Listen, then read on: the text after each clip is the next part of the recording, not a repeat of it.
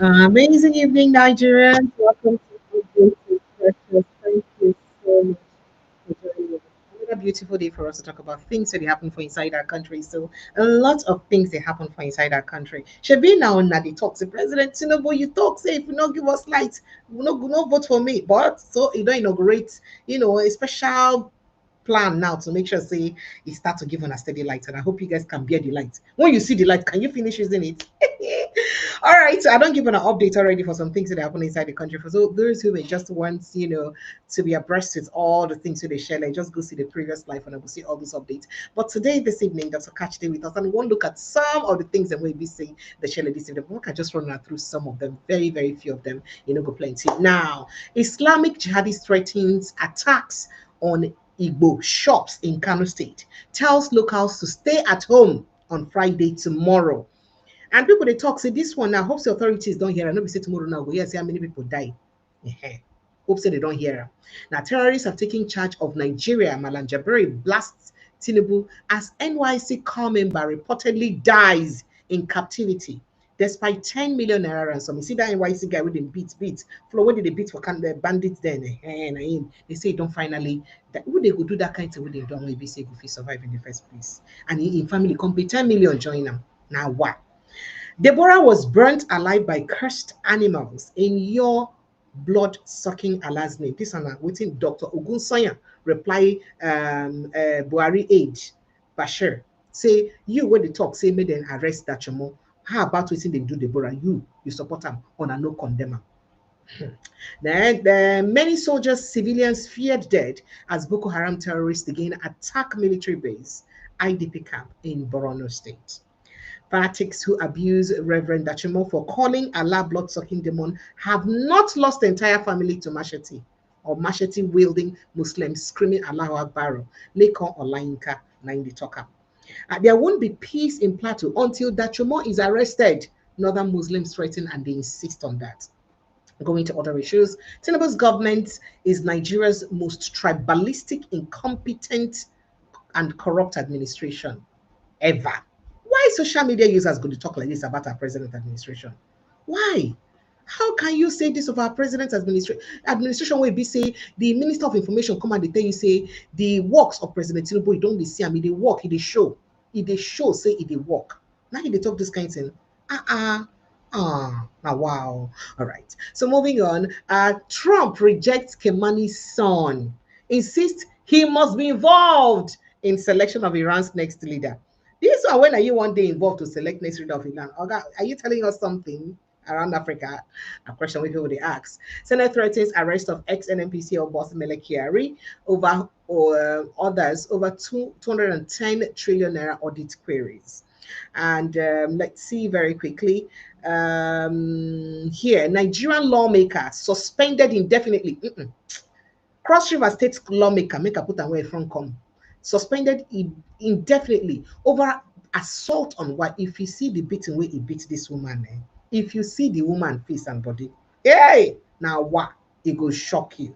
It go shock you big time. Like, what in the world did she do to deserve that manner of beating? Where ABC then beat her. Well, some of these matters and more, now ABC will be touchlight this evening, and plus including say Aisha Yusuf will just grant interview this evening, and of course, trust her. She said a lot. She said soldiers dying, families forgotten under Tinubu's government. She calls out National Assembly's failure to act amid terror attacks on military base. Say did they act? Say National Assembly even like say did they pay enough attention for what's they happen for inside our country? Well, all of these and more, IBC will pay attention to. And Dr. Catch they join us for inside the studio to use put mouth for some of these things where ABC they happen. But before Dr. Catch join us, I get some videos where ABC for just like play because say they good make ABC will they talk based on what they call them EG for example.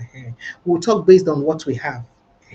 Based on evidence that we have before us, not evidence that we do not have before us. Okay, so Dr. Catch, good evening. Thank you so much for joining us, and it's always a pleasure to have you here.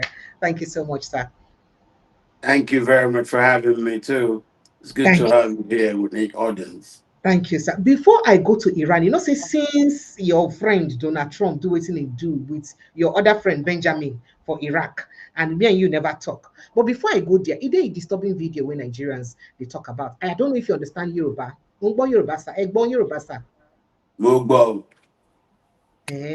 Okay. So now you go help us interpret this èmi one. gẹ́gẹ́ bí ìmáàmù ní They say But this particular priest, they talk, say peace no good day, except people of the whole of Ogbomosho accept Islam.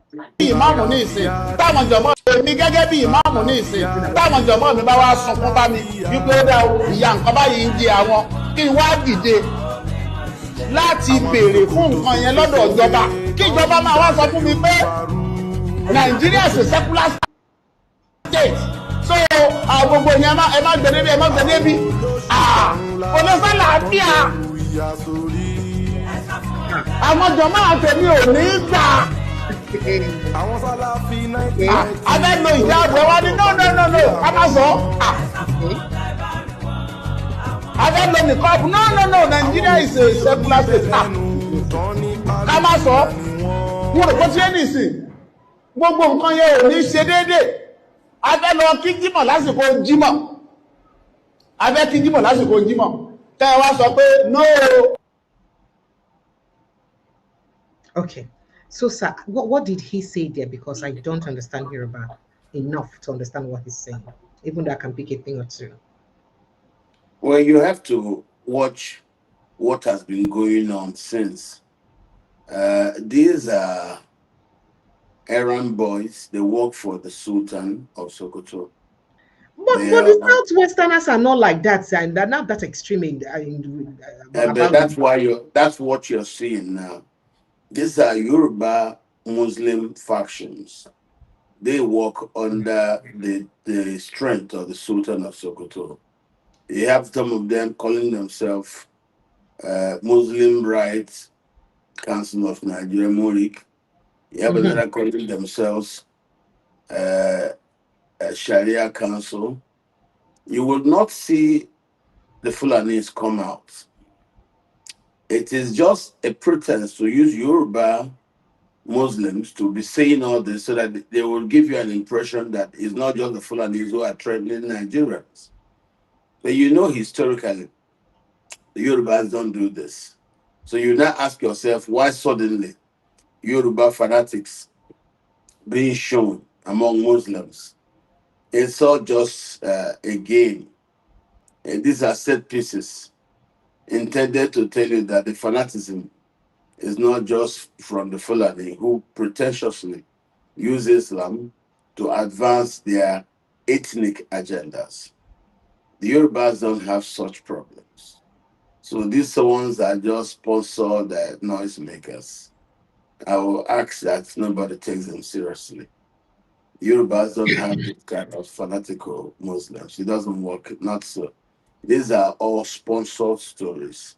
If you check, even those who will come out to come and defend the Fulani is always Yorubas, the Yoruba Muslims. You will not see a Fulani come out to defend himself or come out to come and argue in favor of these things that the Fulanis have been accused of. But you will now see Yoruba allies trying to speak as if it is not just the Fulani, but also some, crazy Yorubas are also involved in the Islamic fundamentalism. But we know that's not true. The Yorubas are not part of this. These are just acrobatics. I will ask Nigerians to ignore it. These are just intended to cause distractions. Distractions have been the main game. You see, like when they wanted to do the jihad in Middle Belt, they paid some Igbo boys to be doing Biafra Nana. That was also distraction. But the minute the Buhari administration ended, all that noise about Biafra Nana died. And those who refused to do the Biafra Nana with him and then took it upon themselves to say, no, they won't do it. Those ones, they went after them. Those who did it with them did all sorts of nonsense like unknown gunmen just to create impression.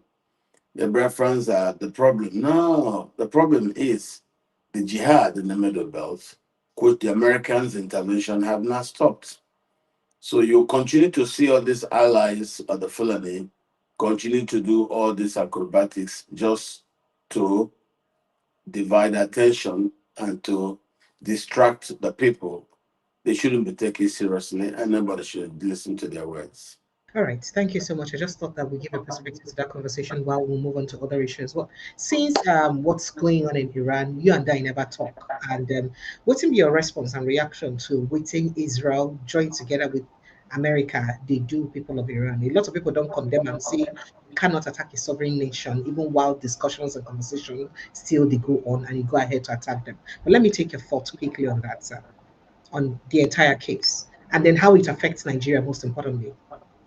Well, it not affect Nigeria. What you're seeing there is the Shia leadership in Iran being attacked, and of course, they themselves trying to tell you that everything around them in the Middle East are just proxies of the United States, and that's what you're seeing. So, you attack Iran, Iran will then attack what it terms to be proxies of the United States, who are all Yes, the allies. Middle East states, the Gulf states, yes. Yes, and all most of these Gulf states, you see, Iran is accused now, accusing of being proxies, are mostly Sunni states.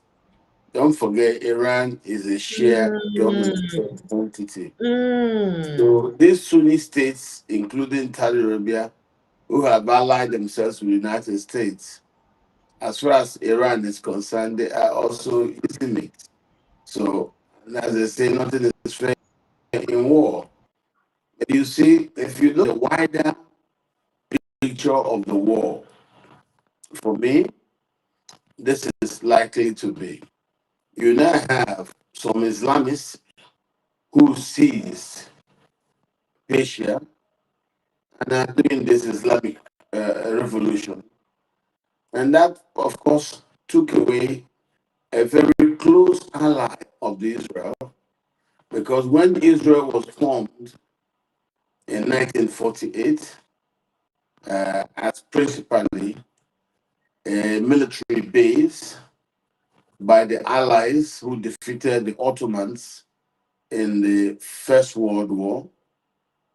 It was formed and kept as a base to be used to checkmate the rise of another power that may like to mimic the Ottomans, whose reign ended while they were stationed in Turkey.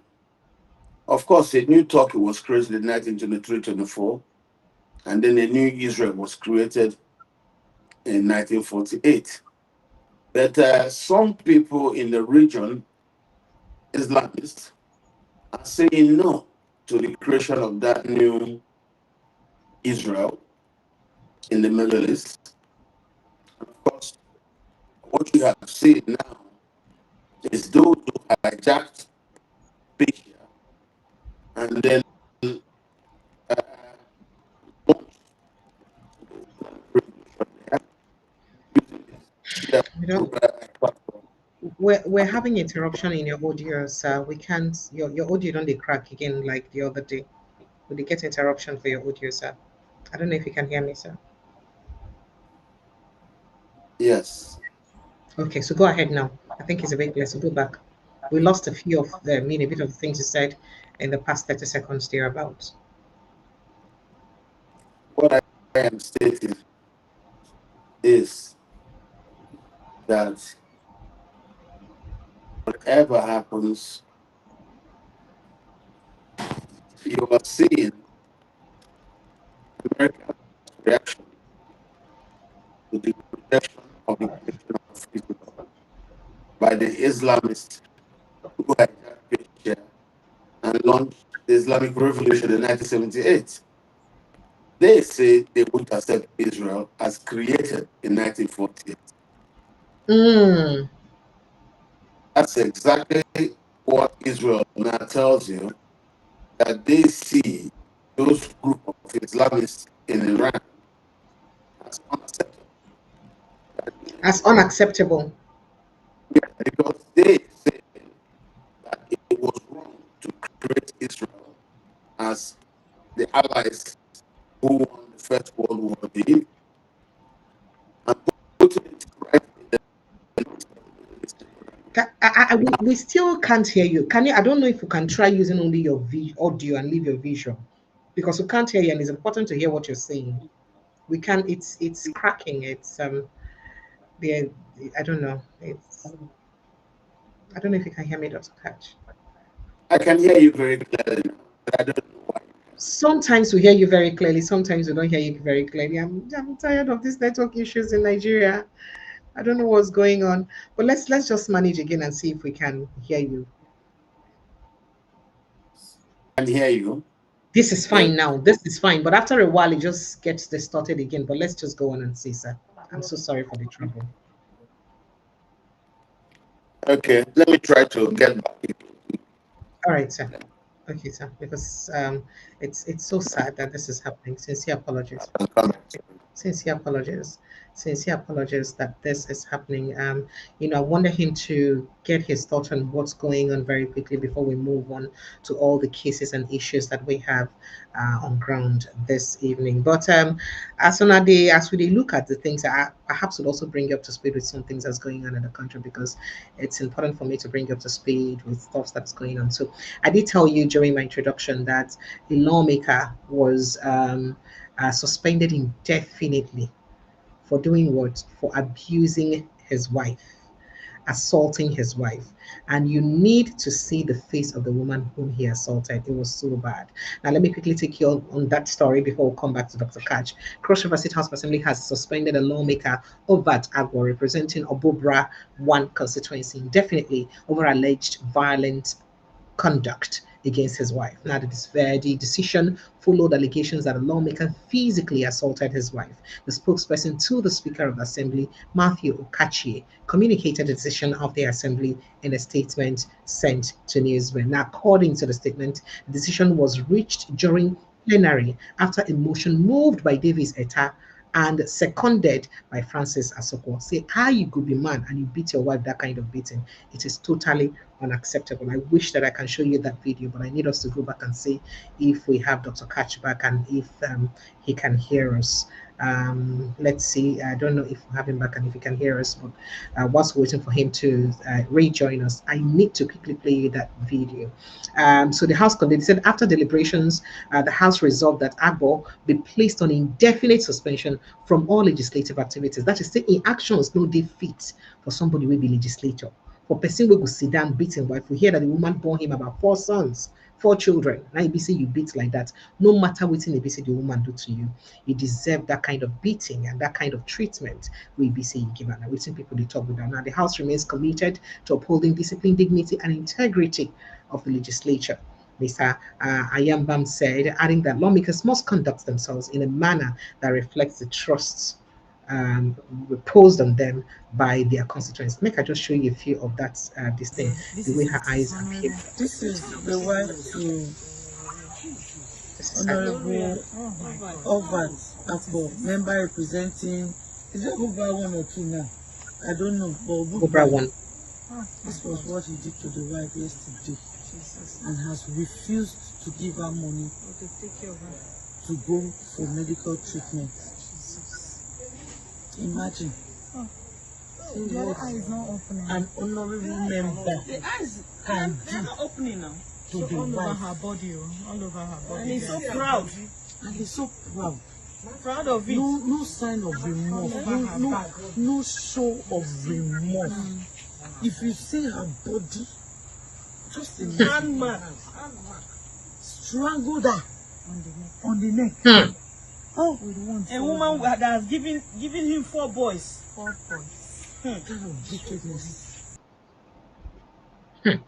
All right, that's the plight of the wife of a lawmaker in Cross River State. Let's get back to Dr. Catch very quickly to conclude his thoughts on that Iran issue. Dr. Catch, very good. Speak, please. Let's see if we can hear you. Ah, goodness me. Dr. Catch, can you hear me?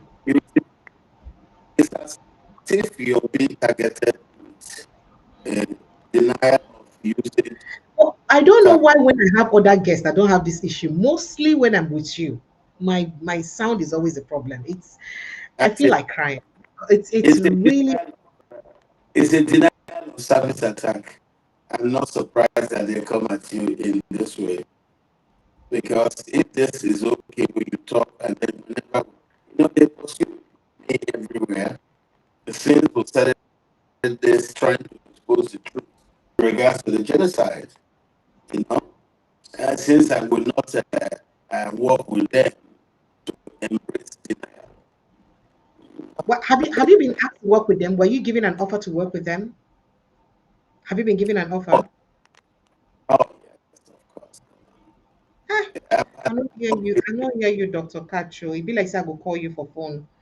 Maybe we'll just leave the video and I call you on phone because it's important to hear you. And if we don't hear you, it makes a nonsense of everything that we're doing, and it's not good at all that we cannot hear you. This is so sad. Sincere apologies, Nigerians, for this distortion. It's really very unfortunate.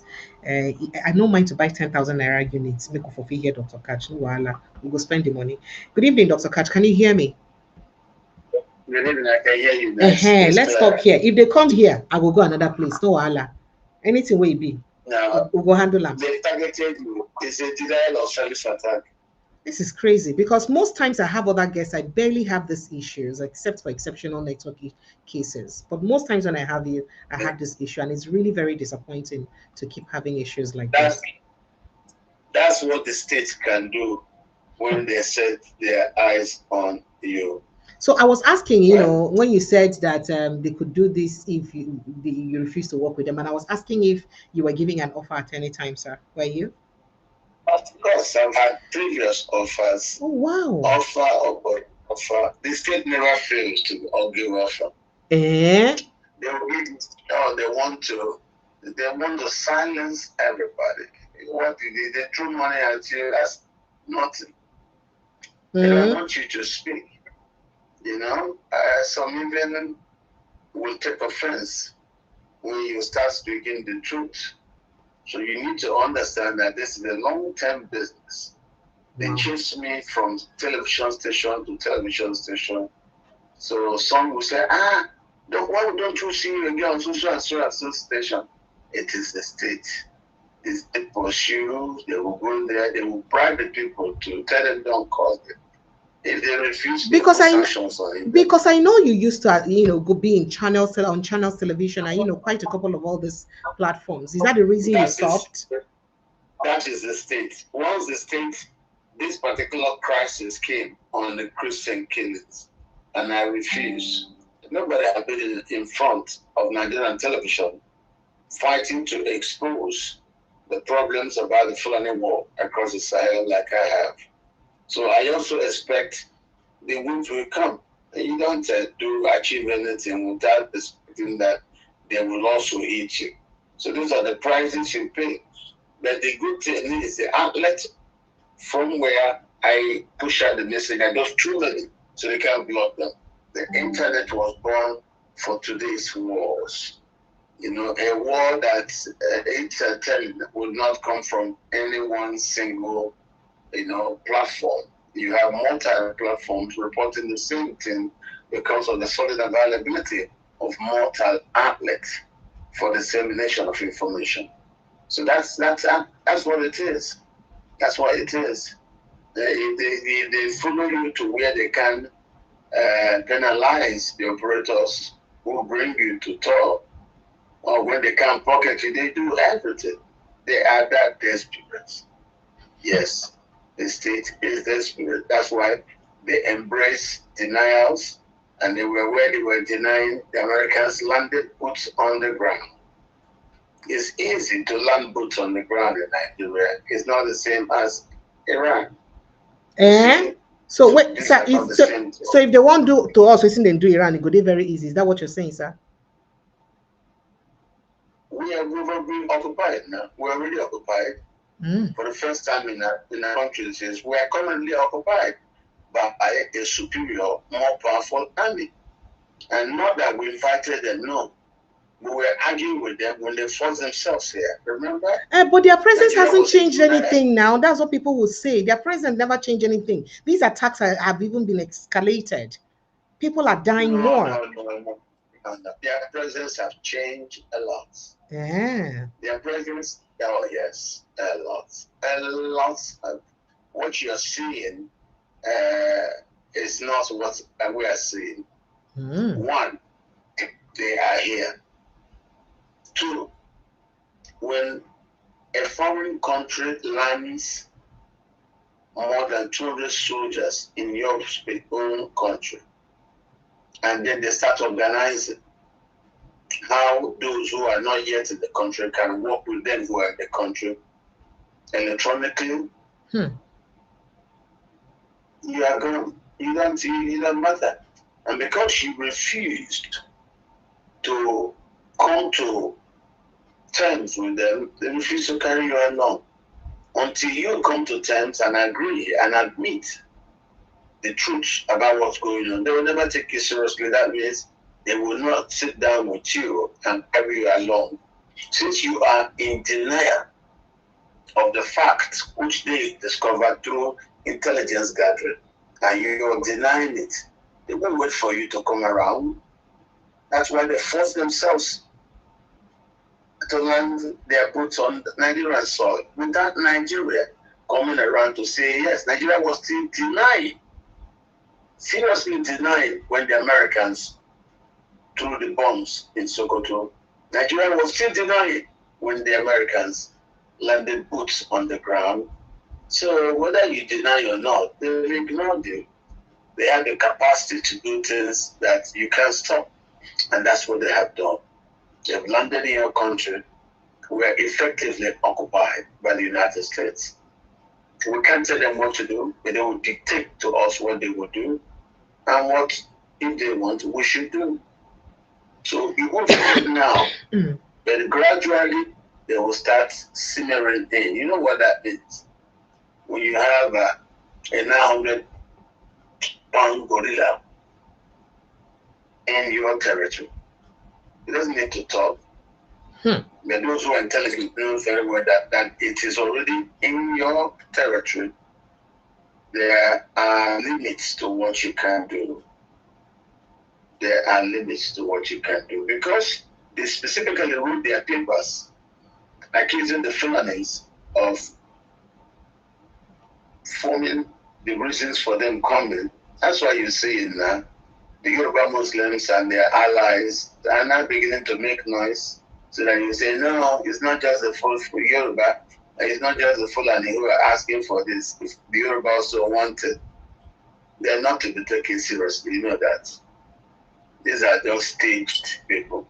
If it was really serious, you would see the Fulanis who are at the head of Islam, as arranged by the military, they'll be making noise, but they're not talking. So who are those new people making noise in Yoruba land? You can't threaten Yorubas that if they don't accept Sharia, you will do you can't do nothing, just noise. And Nigeria is not known to have fundamental Islamists in the southwest. So these new ones, they must have been cooked up by circumstances that are reading and reacting to the American presence in our country. All right, so you were trying to wrap up your thoughts on what on the US, Israel, Iran invasion or Iran attack before the internet or network interrupted us, sir. Oh yes, the and especially how it affects Nigeria, because it's very important. We'll look at it from that angle. Well, how it affects Nigeria is very simple. Nigeria is peopled by both Sunni and Shia Muslims. And of course, but Nigeria is not that crazy ideologically about these things. The war in the Middle East is very simple. Israel and the United States are going after the new occupants of the land, previously known as Persia. Those new so really that story, I think I have that information somewhere, that actually Persians are the original occupants of Iran. Are you saying that is correct? Yes. These are Persians. They are not Arabs in Iran. These are Persians. And as I was telling you, Persia was a very close ally of Israel at the creation of the current Israel in 1948. And it has been so through generations. Arab Israelis are treated much better, far more friendlier in Persia, today's Iran, than actually in Europe. But suddenly in 1978, some bunch of people being angry at America's installation of a very corrupt monarchy headed by the Shah Pahlavi of Iran. That monarchy, that government was overthrown.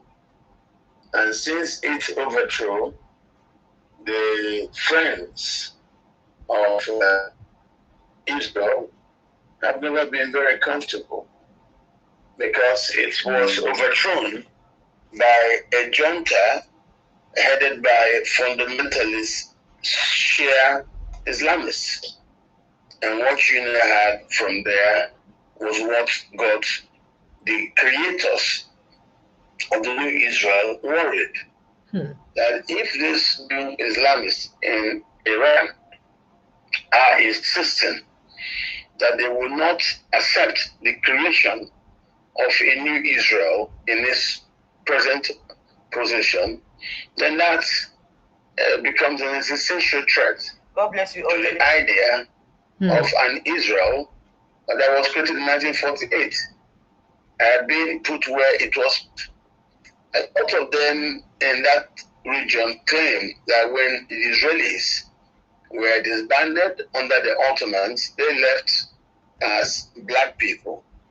But the people who now came back as Israelis are this new Ashkenazis who are mostly converts, came from the Eastern Europe, places you have around Russia, around today's Poland. These areas do produce the largest majority of present-day Israelis. All you need to be accepted as an Israeli is to understand the doctrine that nothing should rise from the Middle East as a world power to try to mimic the Ottomans. So the West, being afraid of the the rise of another empire to mimic the Ottomans, put Israel there as a military outpost. We have tried to make it look like a country, but of course some of its practices just do not rhyme alongside country in expectations. But then Israel has stayed.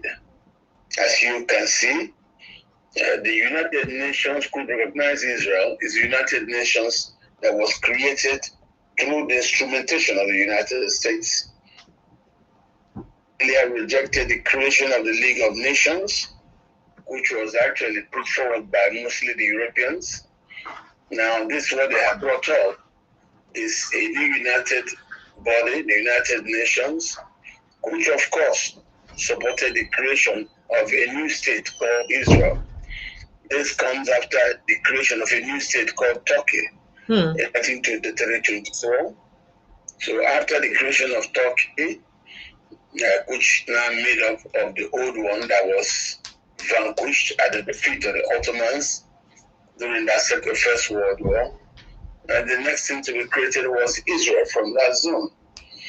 But this Israel, while people have accepted Turkey, most of people in the region did not accept the creation of Israel. But some of them who also opposed the creation of Israel while accepting the creation of a new Turkey are now working with the United States. And those are ones you saw that Israel sees as proxies of the United States. Me and you refer to them as Gulf states. Oil states. These are some of them are Sunni, but today they are working with the United States against Shia-dominated Iran. And I think we should learn more from the conflicts that arose from that region against the creation of Israel. That's what it is. So I think the United States and Iraq will continue to negotiate. Will continue to negotiate until we're able to come to some terms that could be acceptable to everyone. But some people would wonder why would the United States work with this their fellow Islamic brothers, even though they are Sunni Islams, and then reject to work with Iran or perhaps attack Iran so badly? Is it not the same religion at the end of the day? What's the difference? And why do you think the US would prefer to have allies, with the Sunni Islam, the Islamic nations, than it would with Iran or Shiite Islam? Well, because most of these people you call allies of the United States, these are states that were created by families. And you have them all there, dominated by families. Most are not real democracies. And so they know it's good thing working with the US, as the US will protect the families who are currently ruling those states. Most of them are not democracies. So this working with the US is also a strategy to gain security of your current status, either is a country or is a family-run country. So working with the United States provides you with some kind of security guarantees that you will not be invaded and be taken over by Iran or by Iraq, as Iraq tried to do in the case against Kuwait. And of course, it was the United States that came to save Kuwait, if you remember, when Saddam invaded Kuwait. So those things are there. They do have purposes and they do have reasons why they are arranged in the first place. You support me as United States, and I will protect you as a Gulf state. And that's what it is. So we shouldn't be surprised. Never mind the religious tag they wear.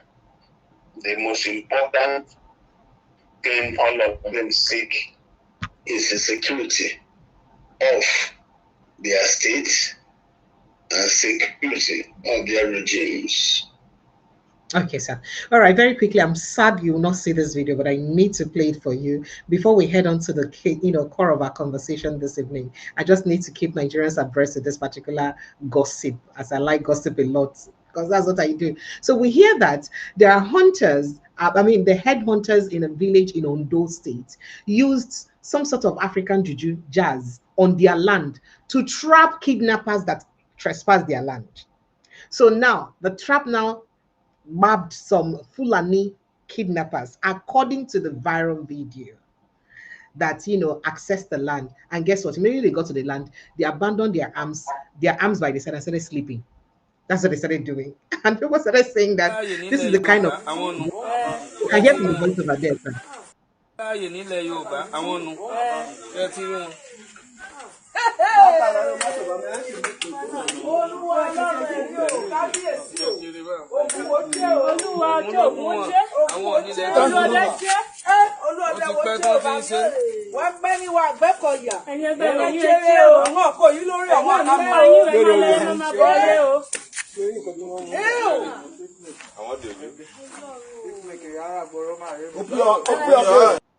They are in such deep sleep. Even with the people surrounding them, they can't wake up.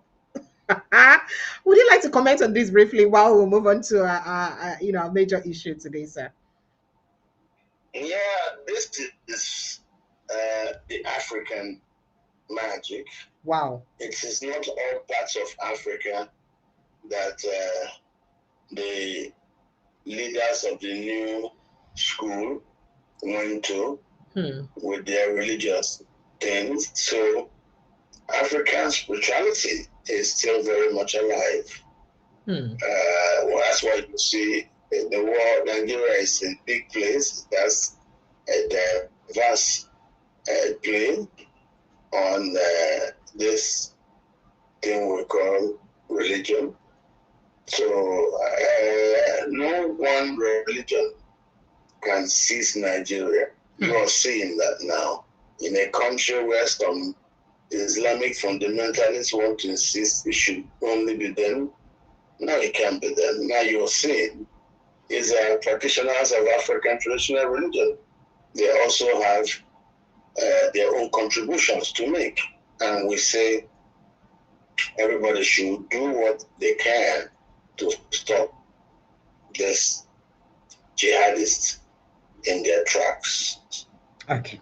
All right, let's get straight to the core of the conversation now, because one of our major stories now see get to do with Reverend Ezekiel Dachomo. So yesterday, whilst bearing some group of people again in come out, come talk something, we vex a lot of Muslim brothers, and a lot of them, including Sheikh Husani, a lot of it don't they call for his head. In fact, most of them are saying that there will be no peace in Nigeria until Reverend Ezekiel Dachomo is arrested and of course persecuted. Over this video I'll play now. Take a listen to it, sir.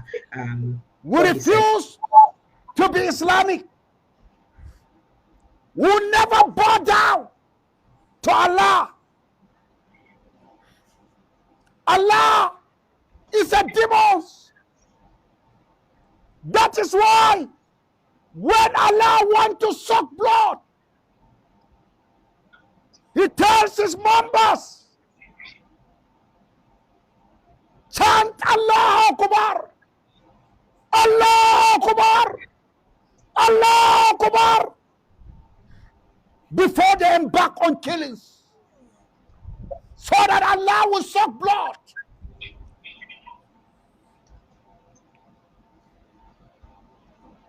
We have never visited Uruga, and we will never, because our faith in Jesus doesn't give us the power to go and kill. But our faith in Christ gives us the power to preserve, to do the work of the soul.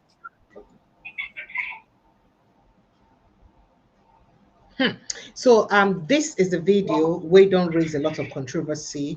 Bashir Ahmed, a lot of northern Islamic brothers don't condemn this on Wayne talk. Say you don't defame somebody's religion like this, and even some Christians who don't condemn them say no, you went too far in defaming people's religion. However, a lot of other northerners on the call for a head that there will be no peace until he's persecuted for this statement. But a lot of people don't also talk. In fact, make a kukuma read and say some don't say, how about the people we be say then kill chanting Allahu Akbar? In fact, someone here says Deborah was burnt alive by animals in your blood-sucking Allah's name, chanting Allahu Akbar. Dr. Ogunsanyana Ibisi the reply to Bashir Ahmed like that. Say, waiting on do to stop him.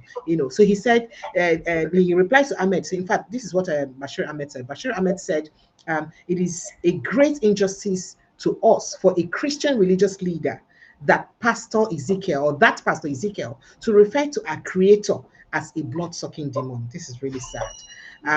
Such a statement is extremely offensive and for the highest forms of provocation against the beliefs of billions of Islams. So it vexed where we're talking. And then he went further to say that, let me see what he said there now, for the billions of Muslims. For years, this pastor has repeatedly made statements that provoke the Muslim community, seemingly hoping to trigger a reaction that could later exploit for sympathy, asylum claims, and financial support from Western audiences. Despite these provocations, Muslims have chosen to, the path of restraint and have refused to give him an attention that he has been looking for. Now, resorting to insulting the Almighty crosses the dangerous line. While I am confident he will not get the reaction he desires, it is still important that our security authorities take note and caution him against such reckless and inflammatory utterances. And while he did say this, somebody else responded to him very quickly and said that, dear Bashir, now waiting the person respond to him. Amongst other people, we did say respond to him because a lot of people respond to him. He said, dear Bashir, this your post and your reaction is exactly why that man said what he said. A man who lost his entire family to a barbaric, bigoted murderer or murderers who kill in the name of your God while chanting Allahu Akbar. You are shocked that the man will call him a blood-sucking demon?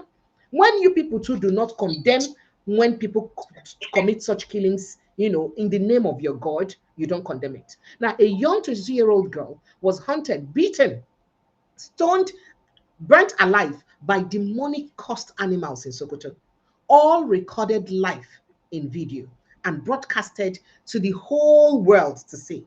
The pathetic demonic animals who committed this atrocity proudly did it in the name of Allah that Oga Ezekiel, Reverend Ezekiel has just talked about. Yet you are shocked that the Allah is called a blood-sucking demon.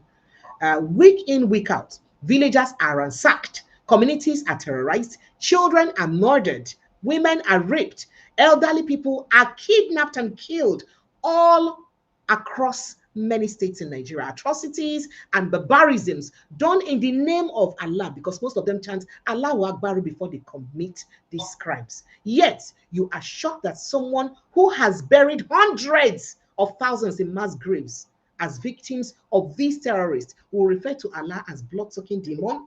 Now, people have called Jesus a fraud, a scam, a lie, a demon, a false prophet, and all sorts of offensive names, even though he is God in the Christian belief. Yet, you don't see Christians with veiled death threats against the personalities calling Jesus all those names, because Christianity is not a blood-sucking cult. Now, so the doctor, the reply, not vex how they take this reply because it is very important. Rather than seek to understand why the man said what he said, or what will push a man to use such a strong, abominable word to describe your revered religion, you do the exact thing he is talking about by writing on online dog whistle to threaten him and to signal to your barbaric terrorist animals or brothers to attack him.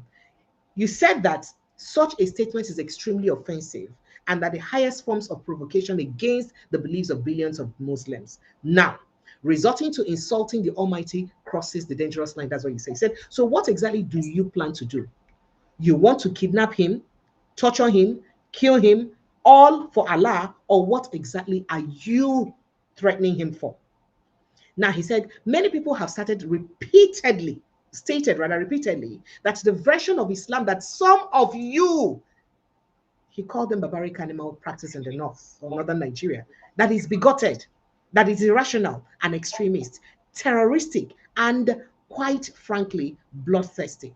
Does your empty brain not see that even this your post full of vile threats only confirms that you worship a blood-sucking demon? Even in Ramadan, the only thing in your depraved soul is full of, you use strong word, Doga, God abego, soul is full of how to concoct threats and threaten violence. Many of your terror apologists and bigoted barbarians still don't get the simple point. If you have to threaten violence, threaten harm, or actually harm people, all in the name or in a bid to defend your God, then your God is utterly not useful, absolutely worthless, and indeed blood-sucking demon. He further said. Now, you can cry all you want, and you can't respond, or you can respond further to such threats to kill and harm more people. But if your God needs you to harm and kill people to defend him, that your God is blood-sucking demon. Okay, this one don't raise a lot of controversy. People don't begin to what the doctor response. By the way, the doctor's name is our favorite online doctor. At our favorite online doctor. Now waiting now in handle for Twitter, so you can go and read his message. These words are not my words, exactly the words of the online doctor. Dr. Katch, can you react to this?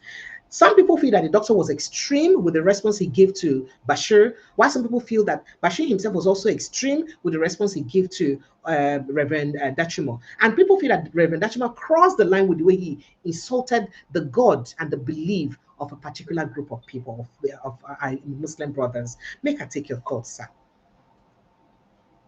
I think we just while away in things that don't make sense. So this thing when they like say no make sense, people feel die inside though. You know that by the time you know that there'll be attacks and people will die. It doesn't make sense. These are just words that will prompt and energize the foolish.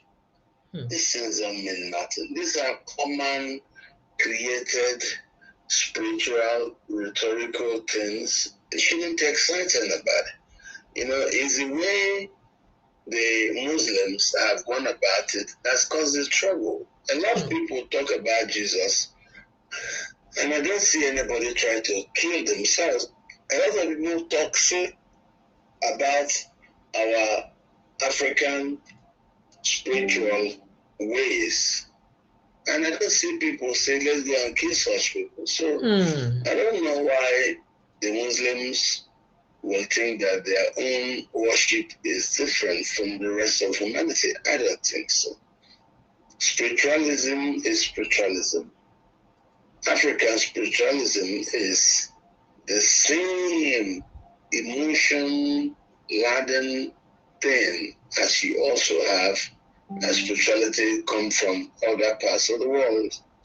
So I really do not think it makes sense for anybody to pretend that his own spiritual ways are superior to another person. We should live and let live. So talking about rhetoric, those things don't make sense. Spiritualism is an issue that is private. It's between you and your consciousness advised God or the special being. So all these people who try to claim that their God is more important than the other, I think they're just foolish people. They don't know what they're doing. Spiritualism is private business. And if it's private business, we shouldn't be threatening people in public and mentioning things like blasphemy. That's nonsense. If the criminals that talk about blasphemy and try to harm other human beings due to issues about blasphemy, I think it's fraudulent. And that's one thing we must deal with it in this country. The issue of Sharia and the issue of blasphemy, those things must be outlawed so that Nigerians can be free. But sir, yesterday I posted a video about the Sharia law. A scholar, an Islamic scholar, says that Nigerians are getting it mixed up and misinformed. That Sharia law never prescribed that anybody can kill anybody because of blasphemy. Saying that people will just do overdo.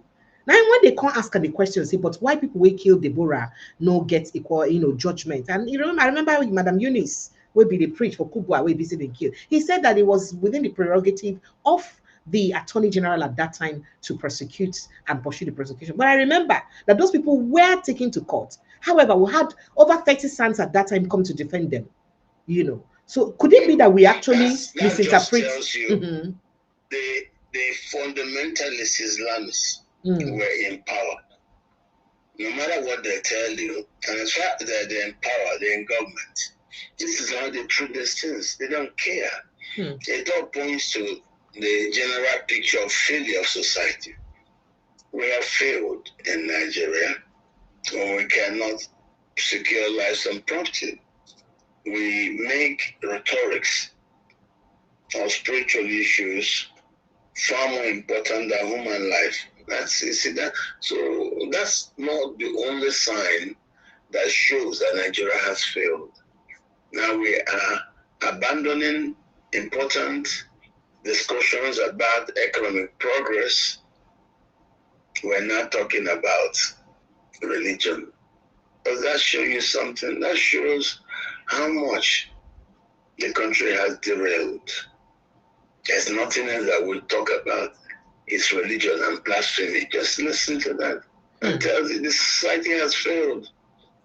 We have failed totally. So are you agreeing with the doctor that if it were the other way around, that an Islamic cleric had insulted a Christian, our Christian God or your Christian God, Jesus, that he wouldn't have raised this kind of controversy or anything? That's like that Christians don't act that way. There's no controversy to be raised.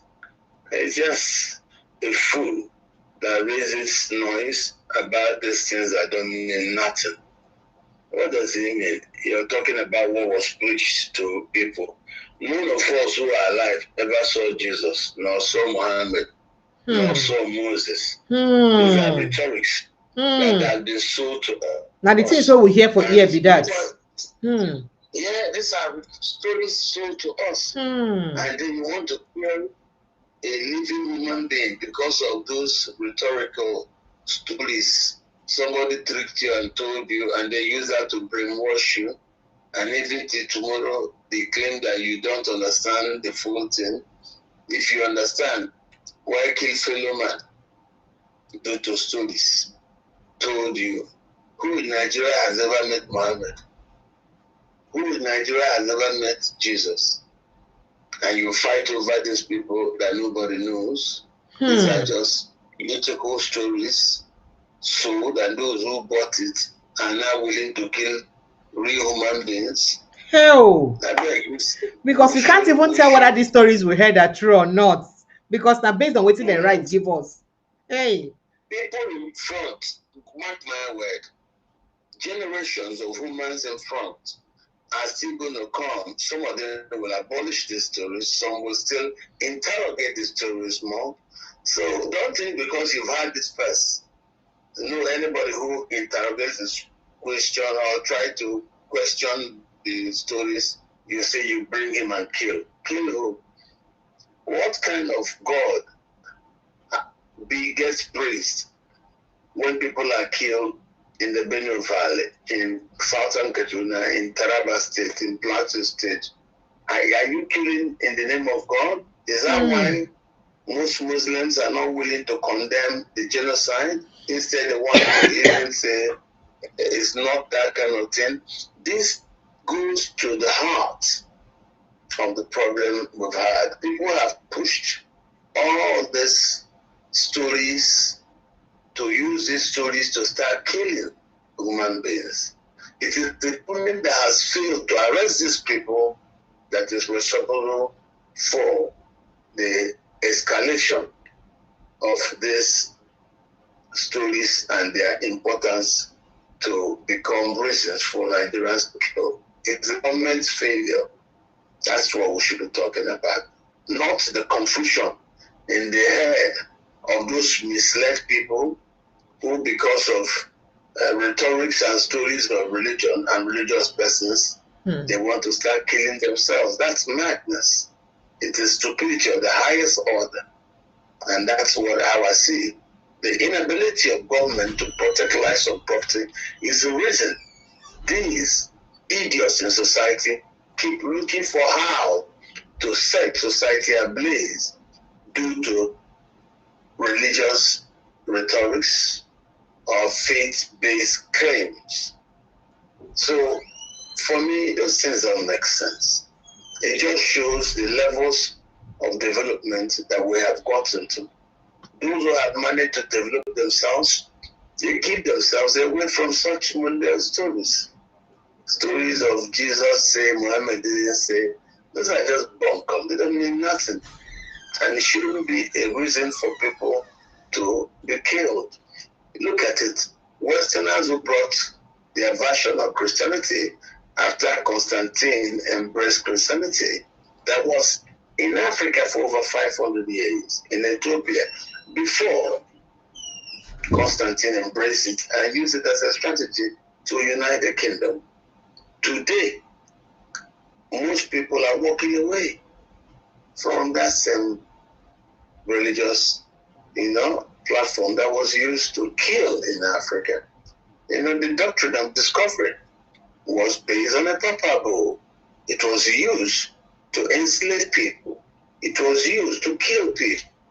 So all those, because of all those killings that have been committed in the name of Christianity, Christians, you now tell me I should not interrogate things I don't agree with in the Bible or in the Quran. Of course I will interrogate things. I will state things as I feel in present day, not to listen to some foolish person telling me stories about blasphemy and all this. Look, government should arrest whoever accuses another person of blasphemy. These are the trouble. And government's inability to protect Nigerians from such abuses is what we should be discussing about.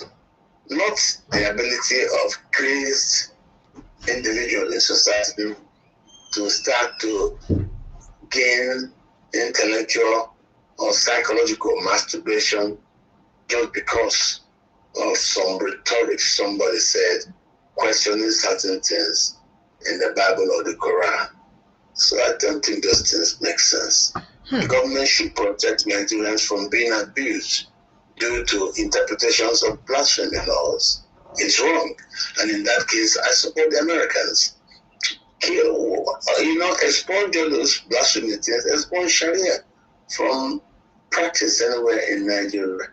Obasanjo's, polite approach to it is what makes something think that it is law. It's not law. It was never in the books when Yerima started implementing the Sharias. Now we've gotten to a point where we find that it is injurious to society. We have to remove it. So that's why I say Nigeria is still a work in progress. We could get to a point, now that we have seen everything finish, we might choose how to live. And how to live as distinct and separate people. So the restructuring doesn't just become political. It should be total. Now that we've seen that the Nigerian project doesn't work, there are some mad people who come and insist on throwing blasphemy laws to kill citizens. If they refuse to throw those blasphemy things over the board, maybe we should allow them to go from their own country. We shouldn't be living with such animals who kill just by memorizing religious chants, and you kill Nigerians, and then some others refuse to condemn it. And when other people now use the same chants to preach against those who use the chants to kill, you're not raising voices. Those people talking now, what did they say when the jihadists were using Allah Akbar? That's exactly what many asked. To kill. That's exactly what many asked under his comments. Why were they were quiet and the jihadists were using Allah Akbar as their call signal to commit genocide? Tell me, you didn't say anything. The genocide were committed with that name.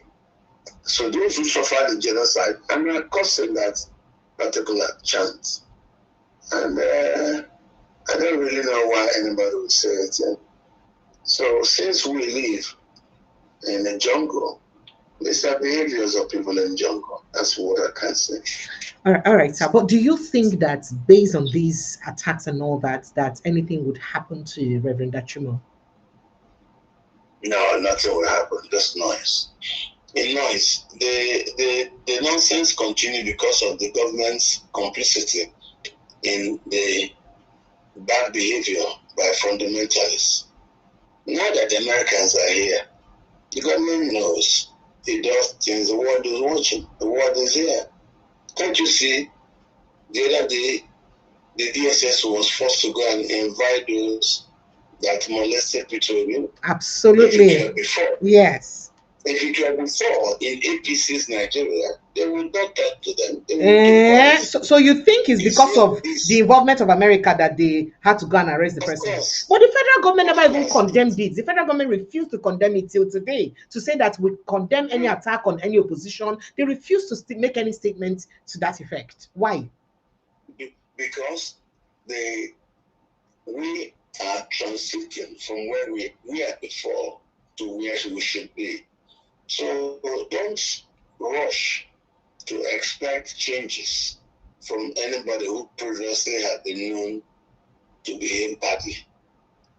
As others change, it might take them too long to also change, because some have gone deeply very far into doing bad things. So the rate at which other conscious people will turn and realize that we have new neighbors in our country with us literally. They didn't just come here to fight the Fulani that they stated.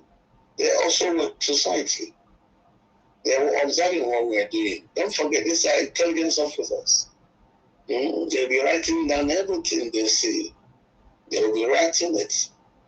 And by the time they form the photos here, they will know how to engage with the government. So me, I'm not worried. Most people are happy the Americans are in Nigeria, because those people understand that when the Americans come to any territory, it's a wholesale come. It's a holistic, a business. Americans are here. They are here. Some don't understand it because they didn't come violence. They are here. So let's keep watching. We don't even know what will happen to the politics, because not many things will happen politically without Americans being part of what we're looking at going forward. Some don't even understand. They don't understand that we're not alone.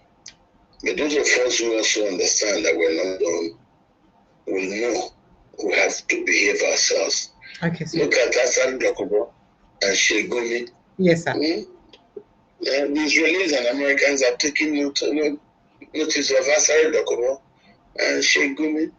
So it's not the same as before. You must behave yourself. They've written Hassan.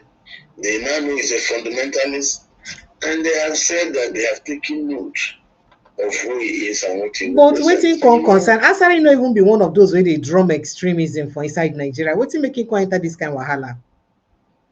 Because the day President Trump spoke about Nigeria, he, Fani Kayode, and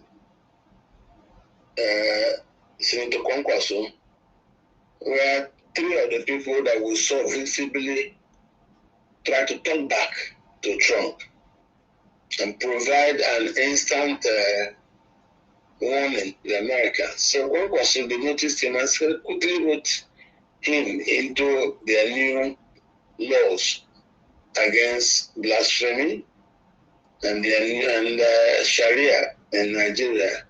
As for Al-Ghashari, the Israelis said we got a highly credible threat from a radical Islamic terrorist in Nigeria. So they now see Asari as a radical Islamist terrorist. Because of the threats and because of the threatening statements he made. Exactly, because of the threatening statements he makes. You see, these things are not to be made like this. You see, this was now from the Mossad with the Israel Defense Forces saying that they got a highly credible threat from a radical Islamist terrorist in Nigeria known as Asari Dachomo.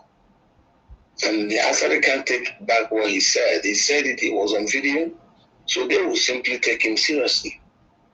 If you know these things are not serious, don't say them. Be careful what you say. And you see, after Kwaso's name was written down and there was actions on it, can't you see all politicians are silent? They're not talking. They're not talking at all. So people should be careful what they do, what they say now, because we're not alone. We have the strongest military in the world currently in our country. They are not here in a friendly term, no. Our government was in denial as they insisted that they have credible evidence that there was genocidal actions by Fulani militias. And also the Fulani militias were not working alone, they were working hand in hand with the military Allah. You see, when you come on television to start saying, no, there's no killing, it's just harass farmers, You are helping to divert attention. You are helping to encourage the war because you're coming to say there's no killing. It's not true. The people are lying. So you're denying what's going on and thereby encouraging the Fulani militias to kill more, which you will readily come on television to deny. So for denying it publicly, you are helping the Fulani war effort. And so you are turned along as an enemy of those who are being killed. And that's what it is. That's what it is. But in Nigeria, we say and do what we want because we think that's what will make the government smile and they will now dash you money. What's the place of family guy there and Asari? They're good. Asari Dachomo is a trained terrorist. You remember when he was taken abroad? He confessed that, and they were given training. And after they were given training, they returned back to the country. So whatever that means, he is now known to have participated in the country's covert operation, also known as unknown gunmen sting operation. He confessed that openly, and now he's threatening and promising to kill Americans who come to Nigeria.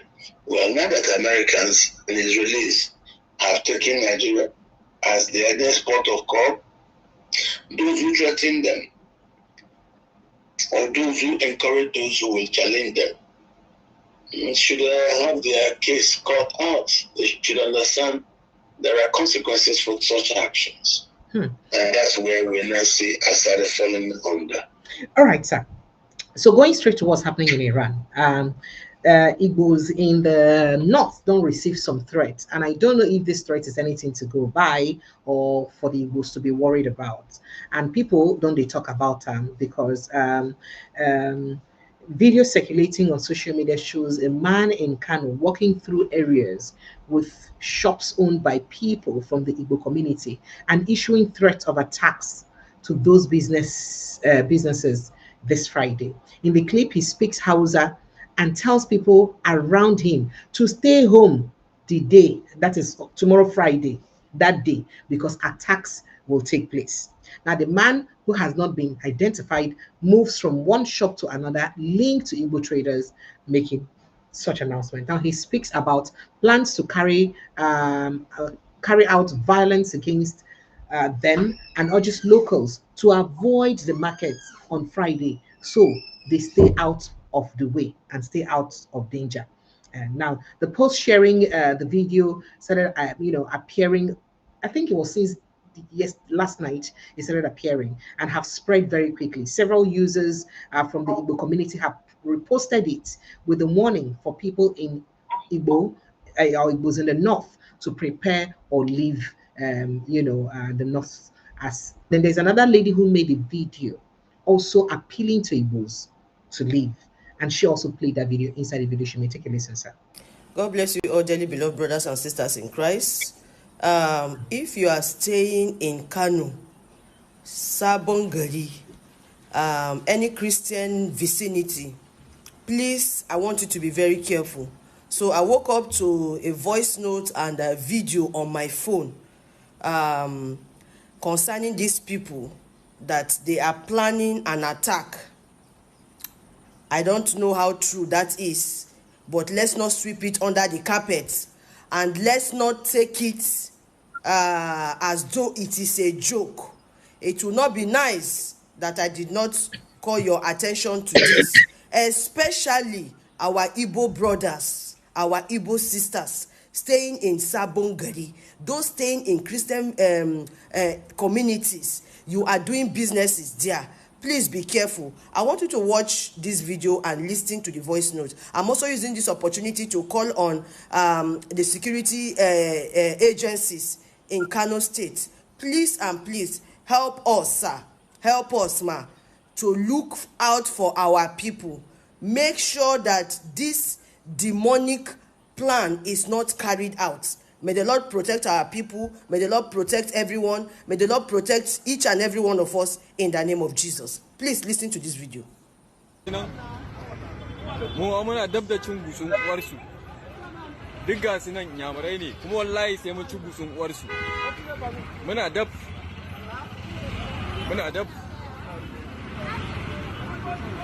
duk ga shi ne suna harkokinsu a ga su suna harkokinsu a nan muna dab da cin gusun uwarsu mu ma wallahi Allah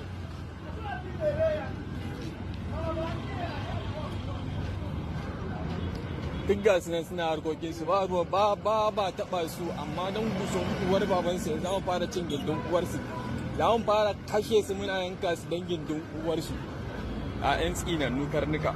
Wani lafiya ya gida ya harkoki ya kasuwa. On Friday kaɗan zauna gida saboda za a yi zanga-zanga. To kar wani abu ya faru saboda ko mu ma ba lalle ba ne mu zo kasuwa. So ka samu ka zauna ka gaya wa friends ɗinka dan zauna gida after free haka mutum ya ji gari normal sai ya fita.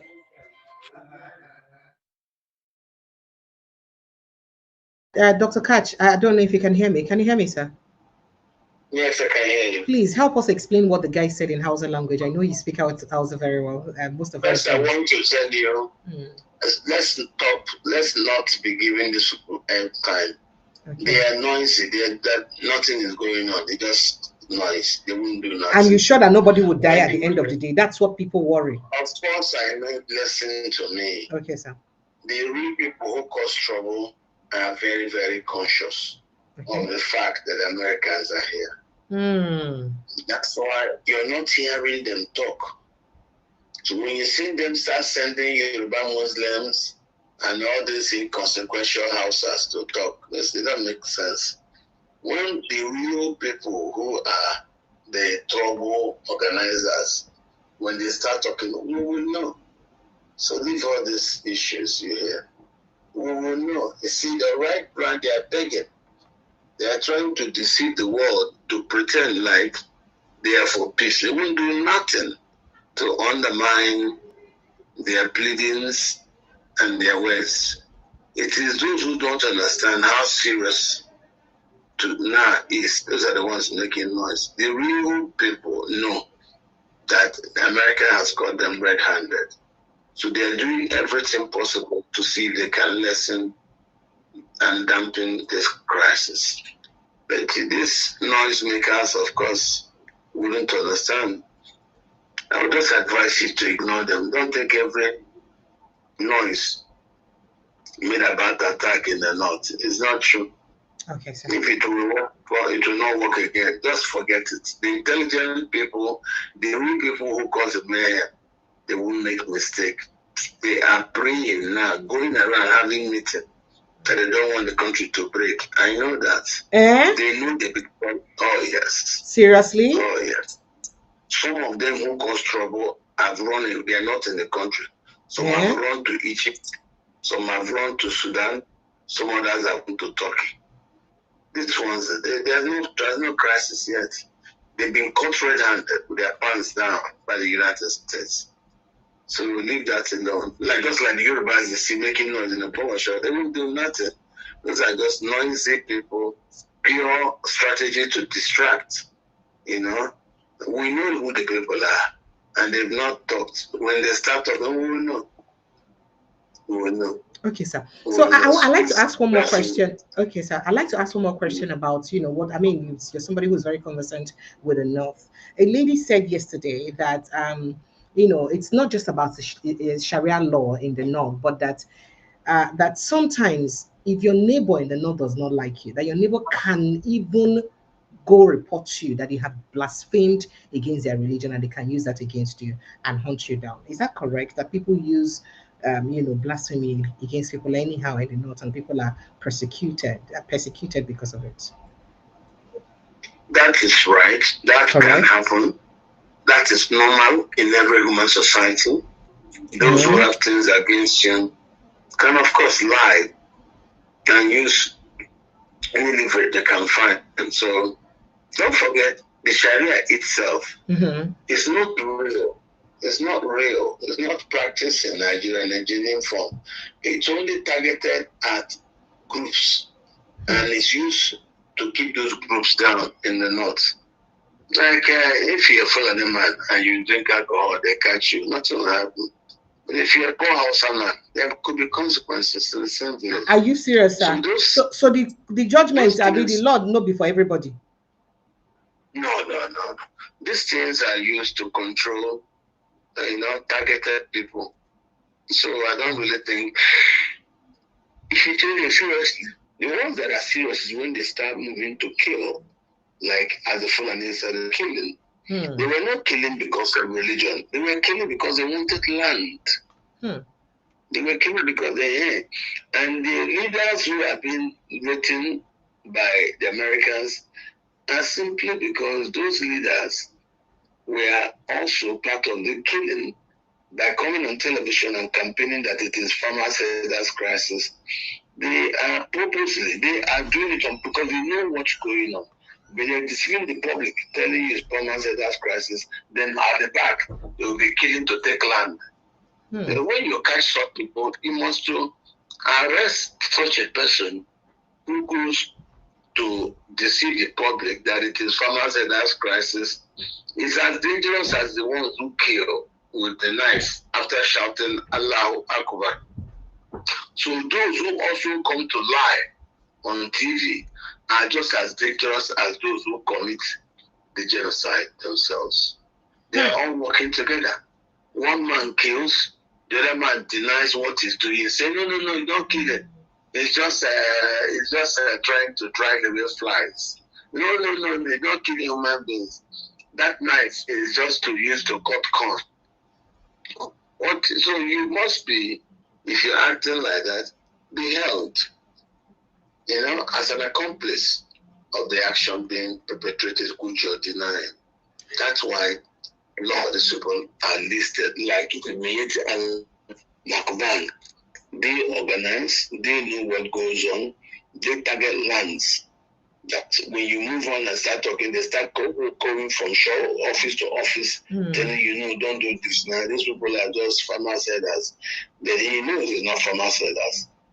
He just organizes this. So these are as dangerous as the criminals who commit the beheading themselves.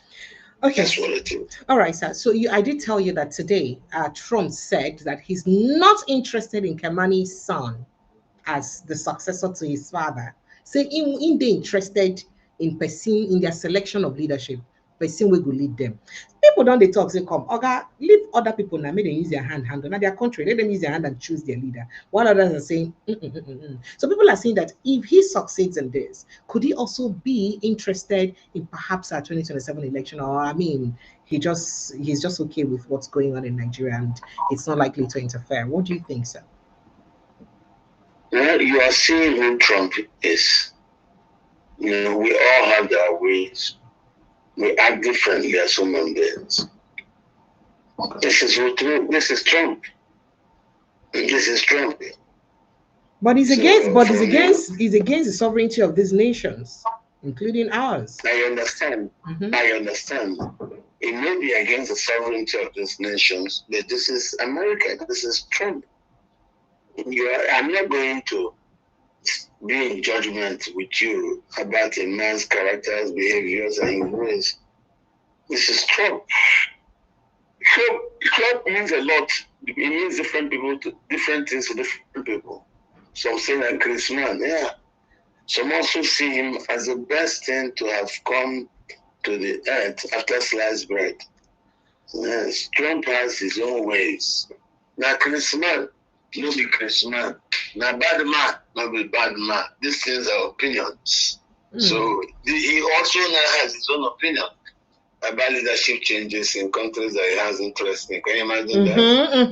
That's Trump. That's the point. That is Trump for you.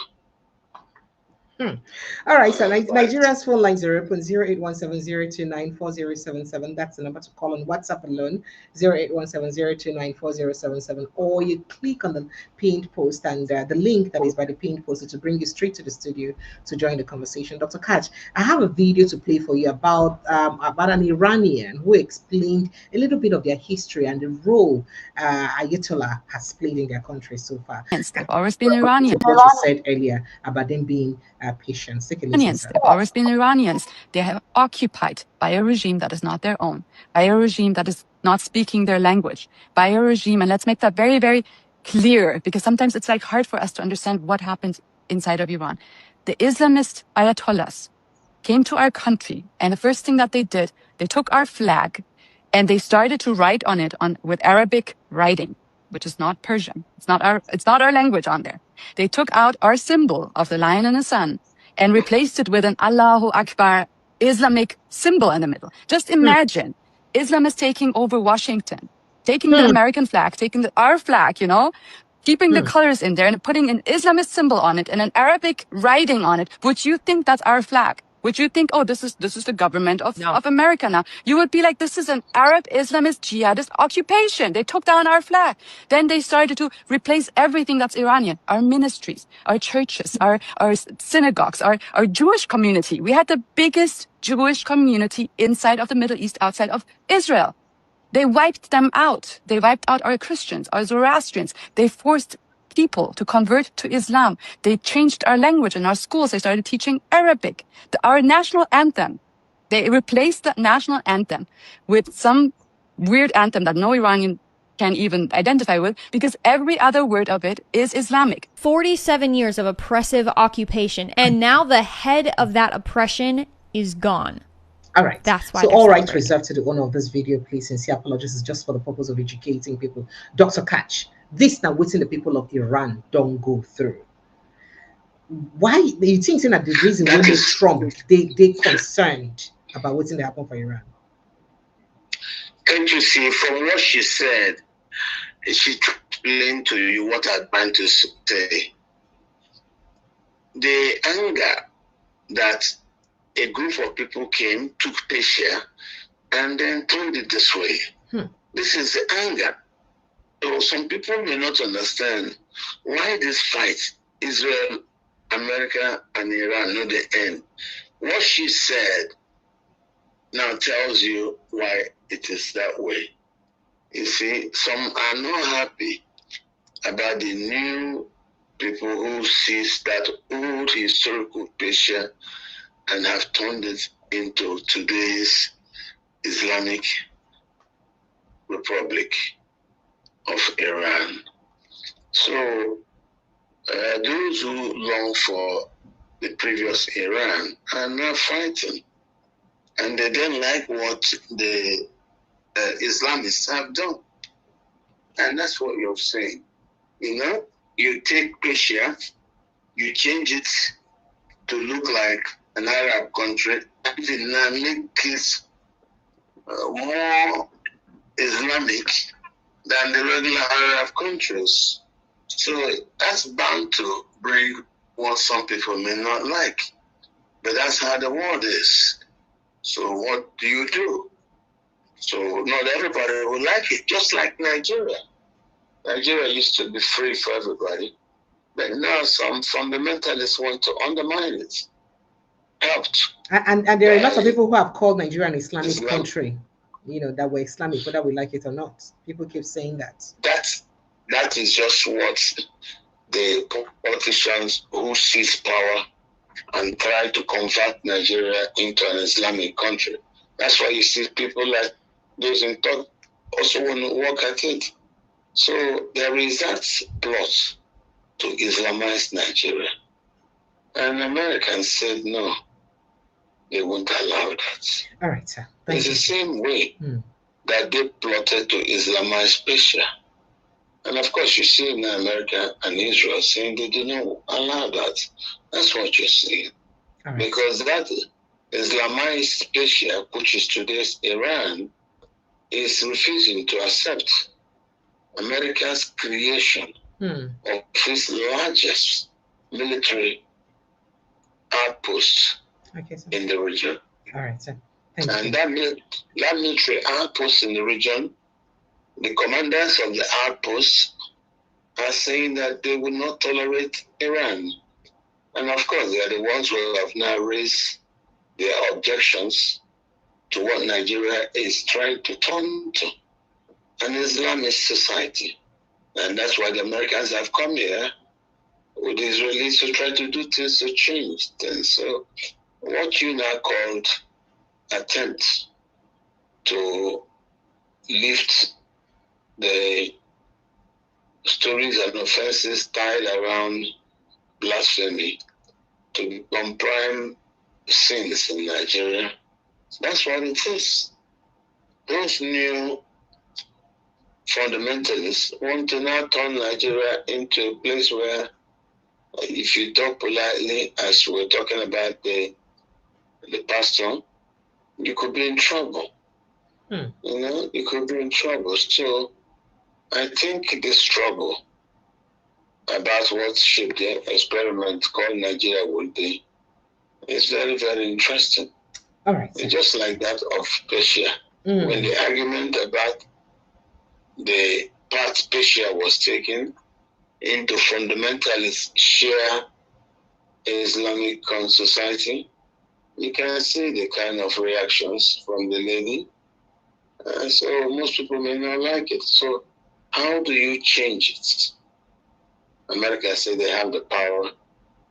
They will take the guns, they will go there, and they will make changes. You can hear now Trump telling him that he wants to choose. You cannot choose for the Republican guards.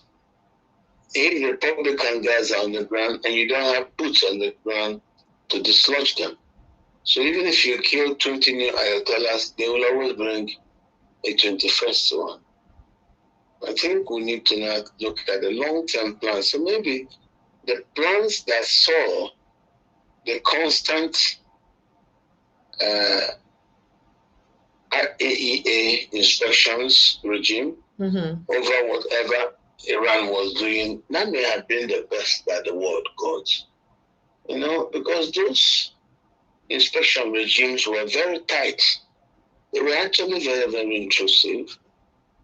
But since Trump unilaterally stopped the inspections in his first term, the world hardly knows what's going on. But I was pleased with the words of the IAEA head, who said that Iran does not possess the capability for,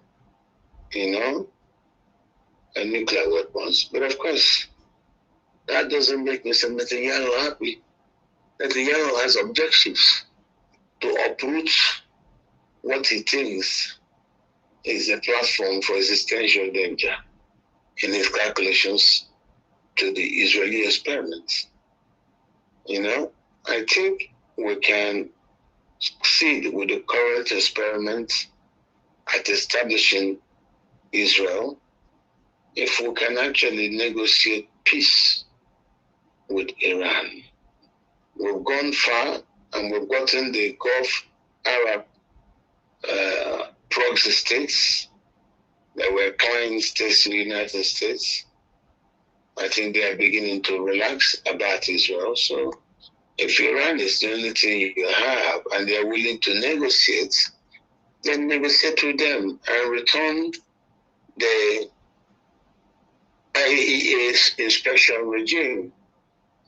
I think it was a great loss to the international community that we lost the very, very intrusive inspection protocol that was established and before Trump came to unilaterally undo it. All right, sir. Let's go back there. All right, sir. Thank you. Let's go back there. Thank you. Let me quickly talk to some Nigerians so that I can release you, sir. Good evening and welcome. What's your name and where are you calling from? Well, good evening. My name is Christian from Washington. You're welcome, Christian. Go ahead. Yeah, please. I don't want to go into so much stuff, but I have one question to ask. And I wanted to say, what happened to Iran for 20 years ago is presently what's happening to Nigeria.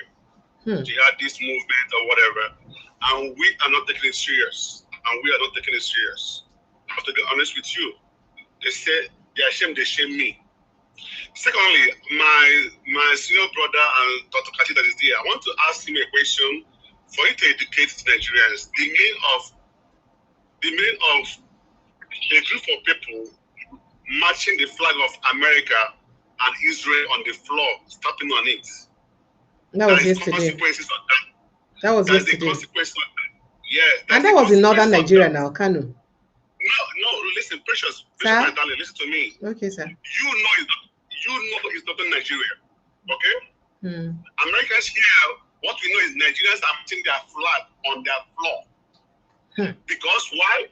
The government has not come out to condemn the action and direct the action. So when the consequences come, it doesn't come to northern Nigeria, it comes to Nigeria. I want to make it explain to you. And America is not ready to call you to ask you why are you marching their flag or stepping on them with Israel on the floor. They will keep it on the book of record. On the day of action, they will come for it. Because the government in question have not identified to revoke what action will be taken. So let us know the consequences of this we do under ignorance. Do you understand? So it's like a father who is in the house, the children are messing up, and you don't rebuke them. When the consequences come, it gets everybody. So are you saying that Nigerian government is supposed to condemn that action immediately? Yes, and they didn't. Yes, condemn it. And even an arrest on the institution, that institution, whoever the institution that bring those kids, they're watching them.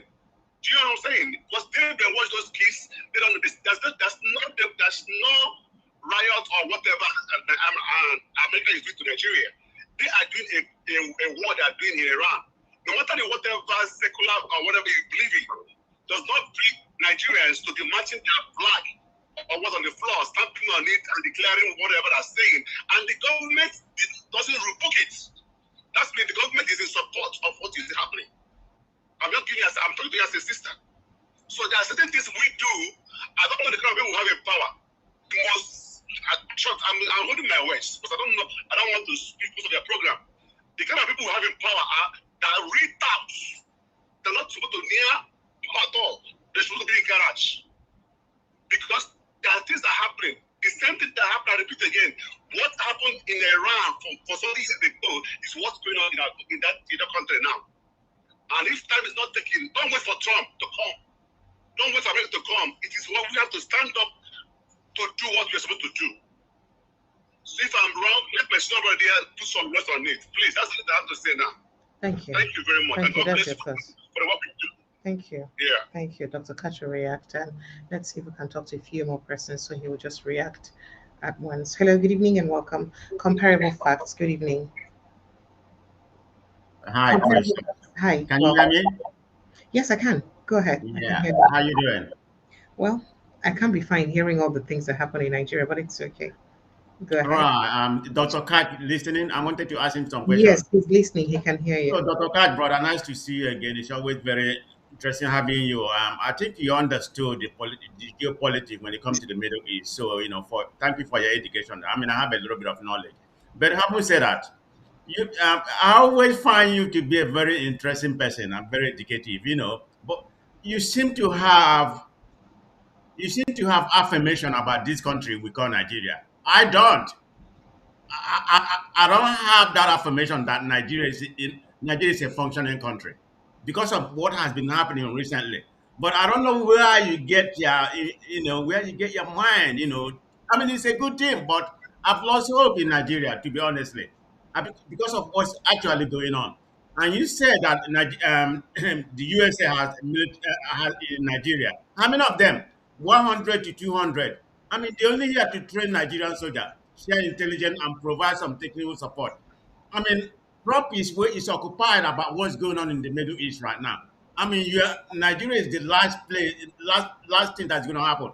Don't you think after the airstrike that happened in December or whatever, or early January? I mean, this thing has gotten worse. So nothing has really helped. Trump is not going to help you right now. Maybe later, but I don't know what's going to happen. But this belief that USA is going to come rescue you, in my own opinion, is a fallacy. Okay, I mean this is strictly my opinion. But anyway, my question to you is, Dr. Katch, why whenever something happens, like the reverend that was speaking, and whatever is happening in the north right now, they are, why Igbo people, they always have to blame the Igbo people as the proxy for blame. Why is that so? So this is not the first time. Dr. Kat, this is why I say you have an affirmation about this country. They have done it before. They have killed a lot of Igbos before. What made you think it's not going to happen again? And I'll bring it in once the color finishes. Dr. Katch, did you hear him? Yes. Okay. Would you like to react to that? In the country. Okay, sir. I feel the pulse of what's going on. He's talking about Trump. We shouldn't put our hopes on it. And he says that. Yes. First he said that that Trump is pretty preoccupied with the Middle East. Rather, why do you think he would have time for us? That's one. And then two, why is it that anytime there is crisis in the world concerning religion, Igbos in the north are usually under attack? Why? Are always targeted for attacks? That's his major question. Because we have had a society created by the British, but then after the British left, those who inherited the society are not happy with the cantankerous Igbos. The Igbos have had up to 400 years of cantankerous history with the British. So since the British left, it's been with the Fulani. Humanity doesn't like anything it cannot control. So that's why me, having studied, followed these issues, and asked myself, what can bring about a change? I said this about 20 years ago. When a country like the United States takes interest in Nigeria. And we've been on this crisis for about 12 years. And we've been on TV, putting arguments. And finally, the Americans came. The Americans actually accepted verbatim everything I've been putting out there. Because I'm in, and I know the Nigerian problem is a Fulani after the British left. Forget the stories you hear anybody telling. The Fulani thought they should own the country on their own terms. So they managed to steady what I call a settler colonial arrangement in the north. But their inability to extend that to the rest of the country became an issue for them. And as they now tried to suddenly expand the circumference of the caliphate through this forced conquest of lands that God used as a strategy to seize land of indigenous people. It has failed. Why? Because Americans are here. So I want to tell my brother that Americans coming here is big. They've always wanted to come here. They've told us since the days of Obasanjo. And they have trickingly gotten their way. Thanks to the Fulani, whose war across the Sahel has been on for more than 12 years. They fought in Central African Republic. They fought in Central Mali, where you had the peace agreement in 2015. They've gone through Mauritania, Burkina Faso. They fought in several countries. As the Fulani War entered Nigeria, the Americans came. So for those of us who have followed it for more than a decade, it is a thing of joy that the Americans are here. They're not here to make noise. They're here for long term. They've been wanting to come here, and they're not that the country is divided, but they're here. They told you. The government said, no, don't come. It's not true. What they said, they said, shut up, government, you're in denial. And they force the government to accept their soldiers here. It's not an easy thing to put American boots on the ground in any country. So those who don't understand the reasons why most of us in Nigeria are very excited and very happy, it's because we knew the Fulani's end game was to use militias imported from all over the place in the pretense of growing Islam to now seize Nigerian soil, extend the circumference of the caliphate, all for the Fulani. It's been stopped. And I'm very hopeful. I don't think our hopes are play. No, it's no play. It's real. All right, sir. So why are Igbos attacked anytime that there is a little bit of crisis, whether in Nigeria or Igbos are attacked for a very simple reason. Okay. There are those who don't like Igbos and their expansionist capabilities. Igbos are amongst the three major African migrant tribes. The Maasai are pastoral migrants, just like the Fulani, who are looking for land everywhere, migrating from place to place. Igbos also do that migrating, but for economic and business reasons. They go wherever their business will take them, and they settle there. They make a life out of it. They create the best wherever they live. So, like you see in Lagos, the Yorubas who have come now from Ogun, Ondo, all the far places, even from as far as Cotonou, they're not coming. They want to now complain about Lagos, that those who succeeded in Lagos should have succeeded in Lagos because of their tribe is not. So that's another Igbo. So the Fulani have never forgiven the Igbo since after the Civil War. And enlisting the Yoruba now, the same way they enlisted the Ezon, because the Igbo represent the largest single Christian denominated ethnicity in Nigeria. So that same war, Muslims versus Christians, the person we're talking of in the north attacking the Igbo is a Muslim. The Igbo is a Christian.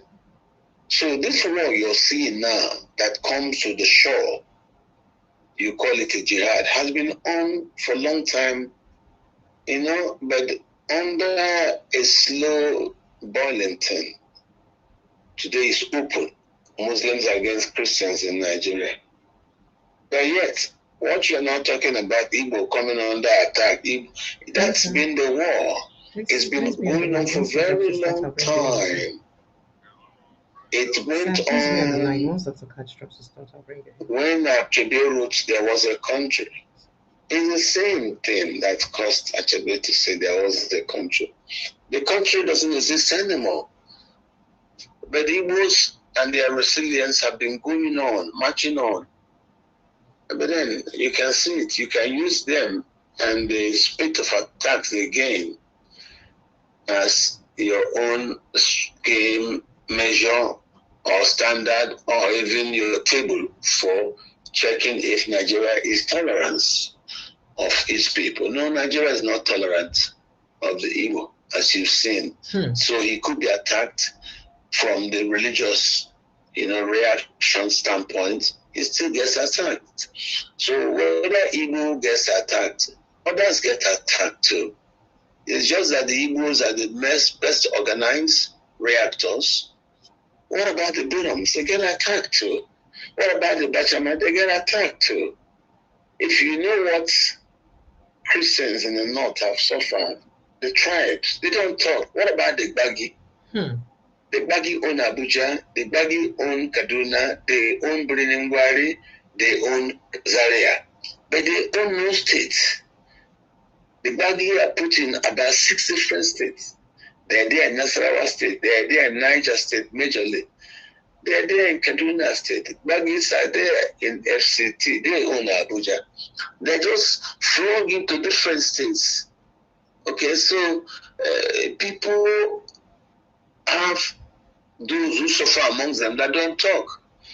But he touched the Igbo man, because of his access to education, will use his understanding of the social media to take pictures and spread it. And once he spread it, the other ones will be spreading. So the Nigerian state, yes, sir, mistakenly their Igbo problem, they've not been able to hide it. So that's why. No, Doctor, that's one. Leave of Dr. Katch, the time is going. He that's needs one, to please. Dr. Katch, why did the Northerners feel like they have the hegemony? They have the hegemony of violence. I mean, why? Is it because they have been protected by people like the National Security Advisor, which claim that the bandits are my brothers? Can you say that, please? He said, why do Northerners think that they have the hegemony of violence? Is it because people like NSA Ribadu, remember on Sunday, there was a video of him calling terrorists their brothers, no matter what they do, we'll still forgive them.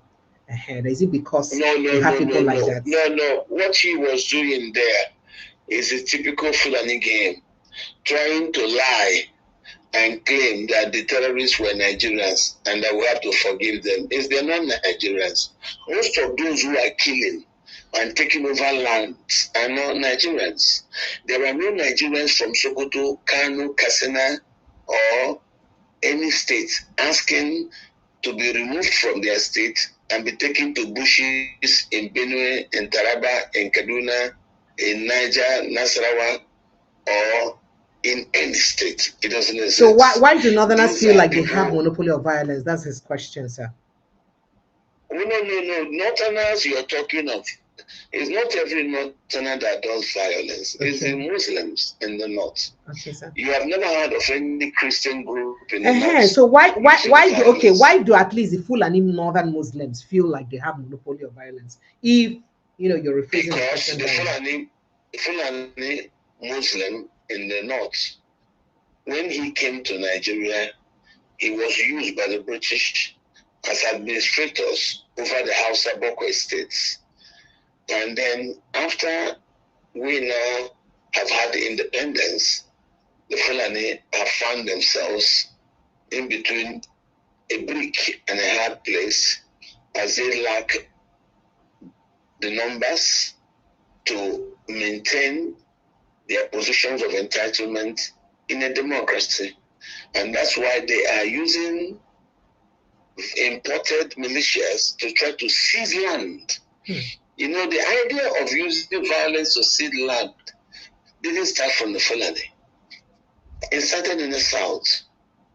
At the onslaught of this current democracy, people like Governor Claude set up Asari and Co, all those militias, they use them to hold down a lot of places of River State, root results.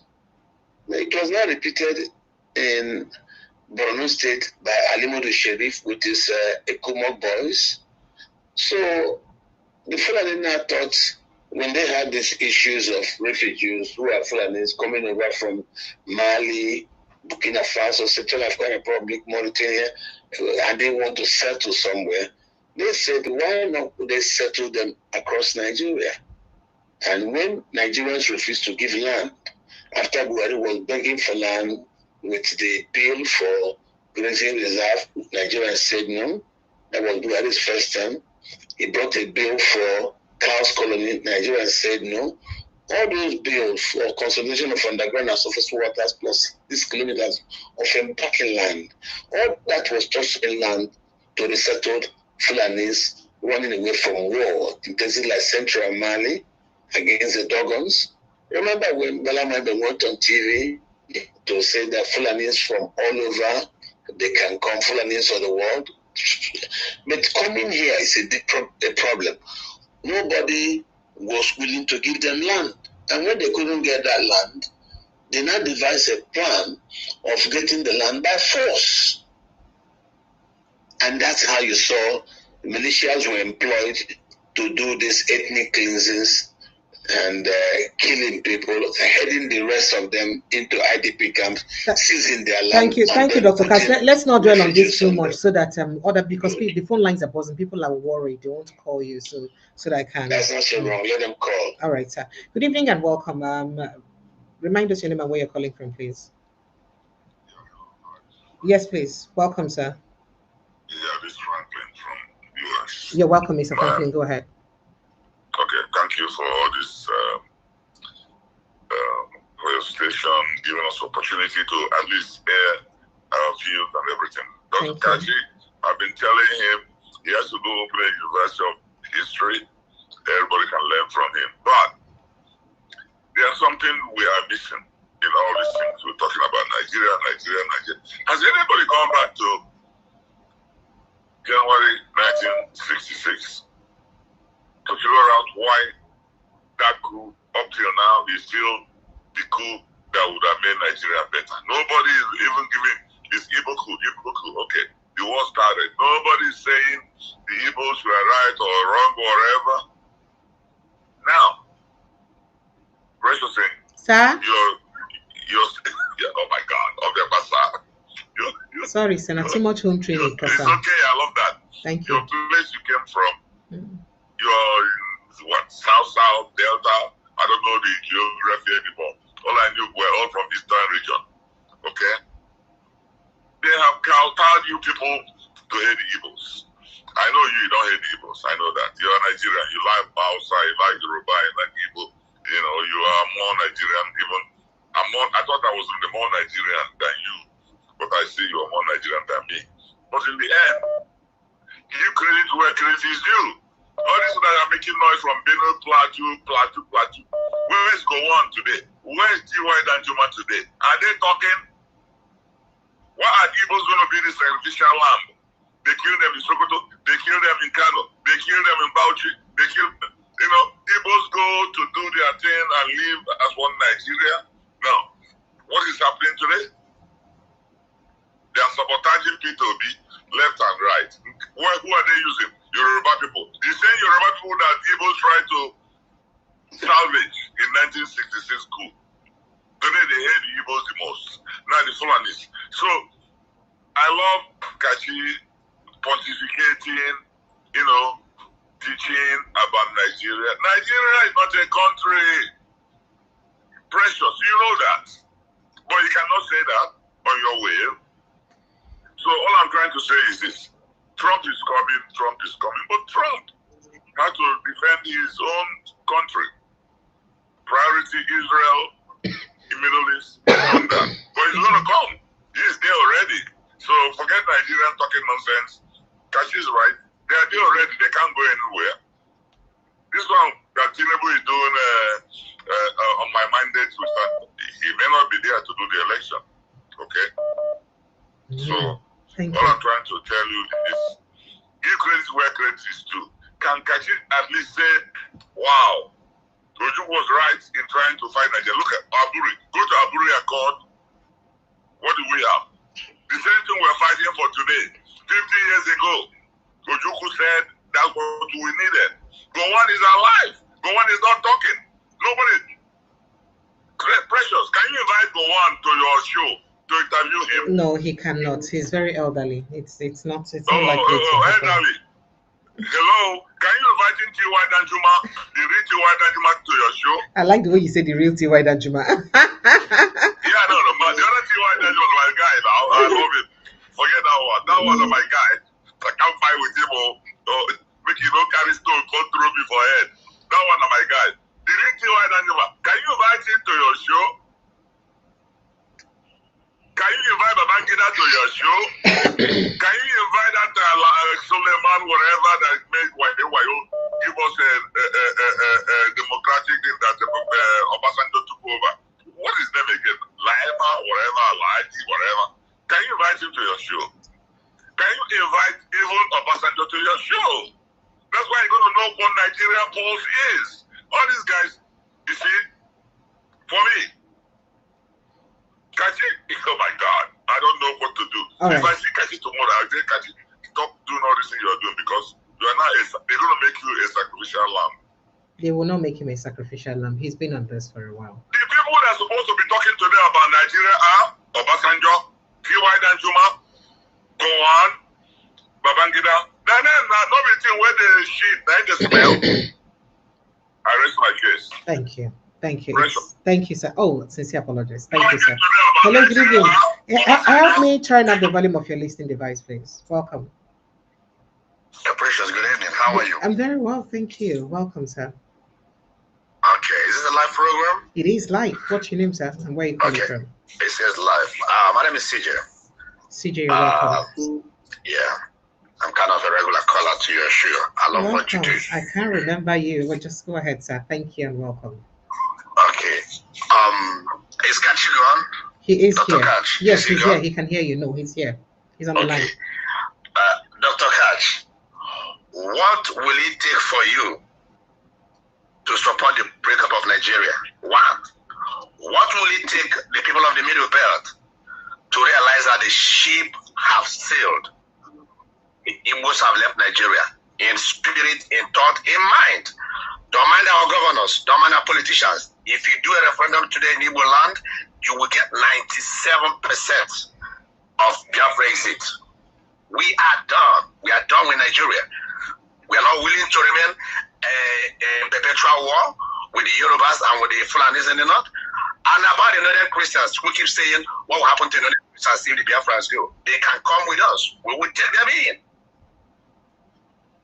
However, who are the northern Christians, if I may ask? Colonel Jonathan Bella, that fought in the Civil War, David Mack, the same Christians that killed their Christian brothers from the East because we are Igbos.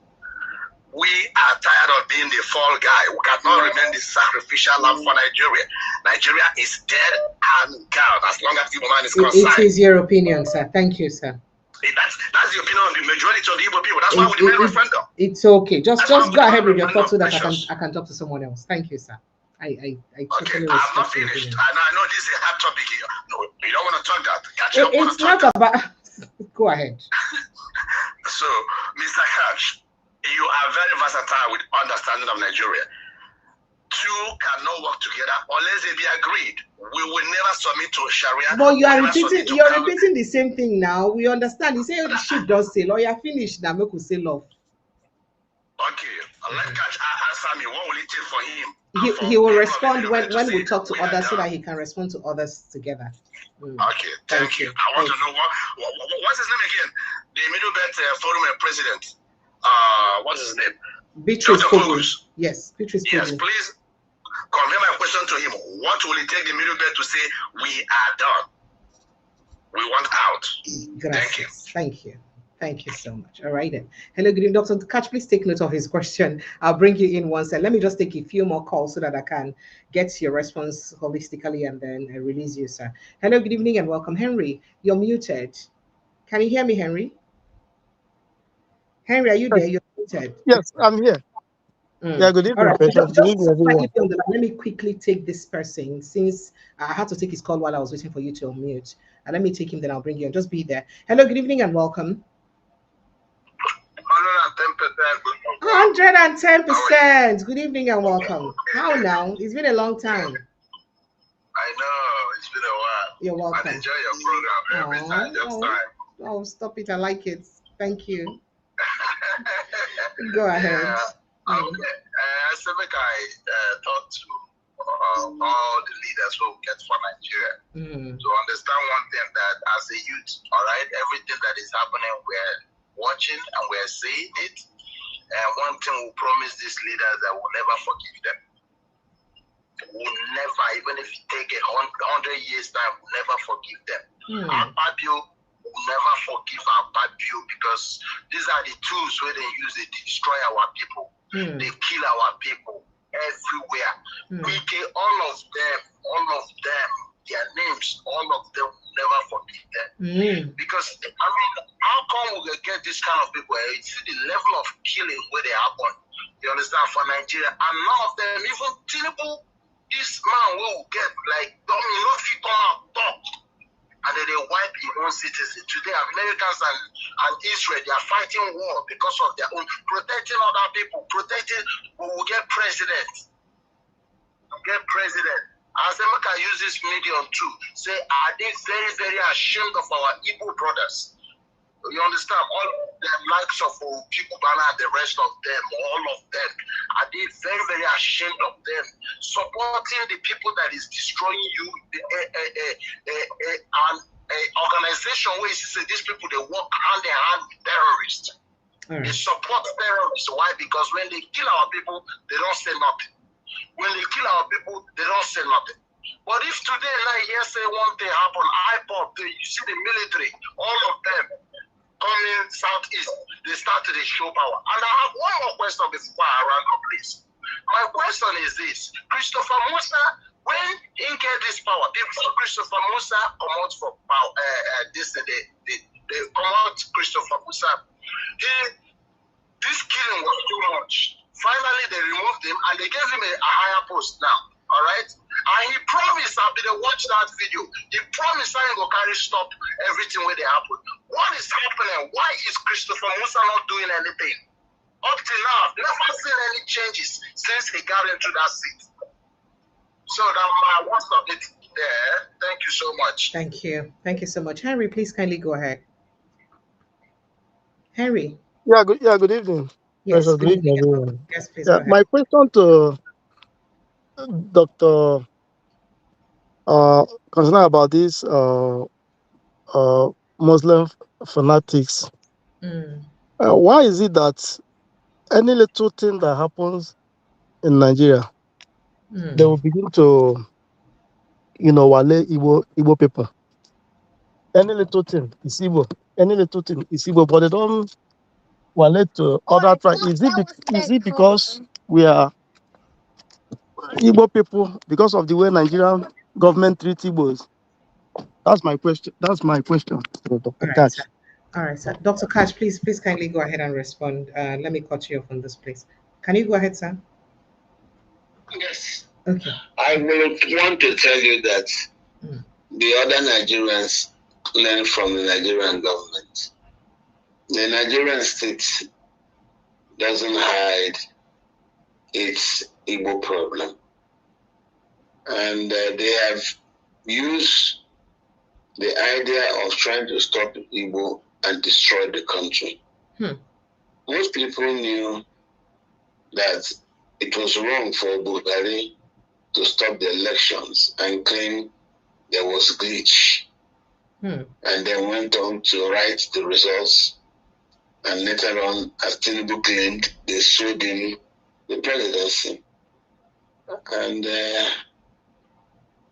but they kept quiet because they knew to protest would be to make the case for Peter Obi, who was clearly ahead in the polls due to the exit poll. Just to make sure the Igbo man doesn't get it, they keep quiet. Now they're crying about Tinubu. That was why when they first came to us with the initial protest, we said no, we will not join the anti-Tinubu protest. Since you brought him in, enjoy the fruit of your labor. And then as he kept on, you have now seen where we are. So what I would tell you is Nigeria, yes, does have an Igbo problem. It is the way the government treats Igbos that those people on the street you also follow on. You see how they did the voter suppression in Lagos, just targeted at the Igbo. So if that could be done at that time by the head of state, President Buhari, doing voter suppression, looking the other way, under his government, and you call Buhari mega scare, and yet people were doing voter suppression in Lagos. He didn't talk, there was no arrest by the Buhari administration. So that's what you see. Tinubu came in, continued his own. And I think it has strengthened the Igbos because it has radicalized the Igbos. They are no more afraid of anything Nigeria does. And they have learned how to survive the Nigerian state acrobatics. So I will tell people who don't think about it, think about the future. Igbos are very, very happy that the Americans are on Nigerian soil. They know what it means. Just those who don't understand that will be asking questions or speaking anyhow because they don't understand what strategy means. The US, for over 20 years, worked its way to come to Nigeria.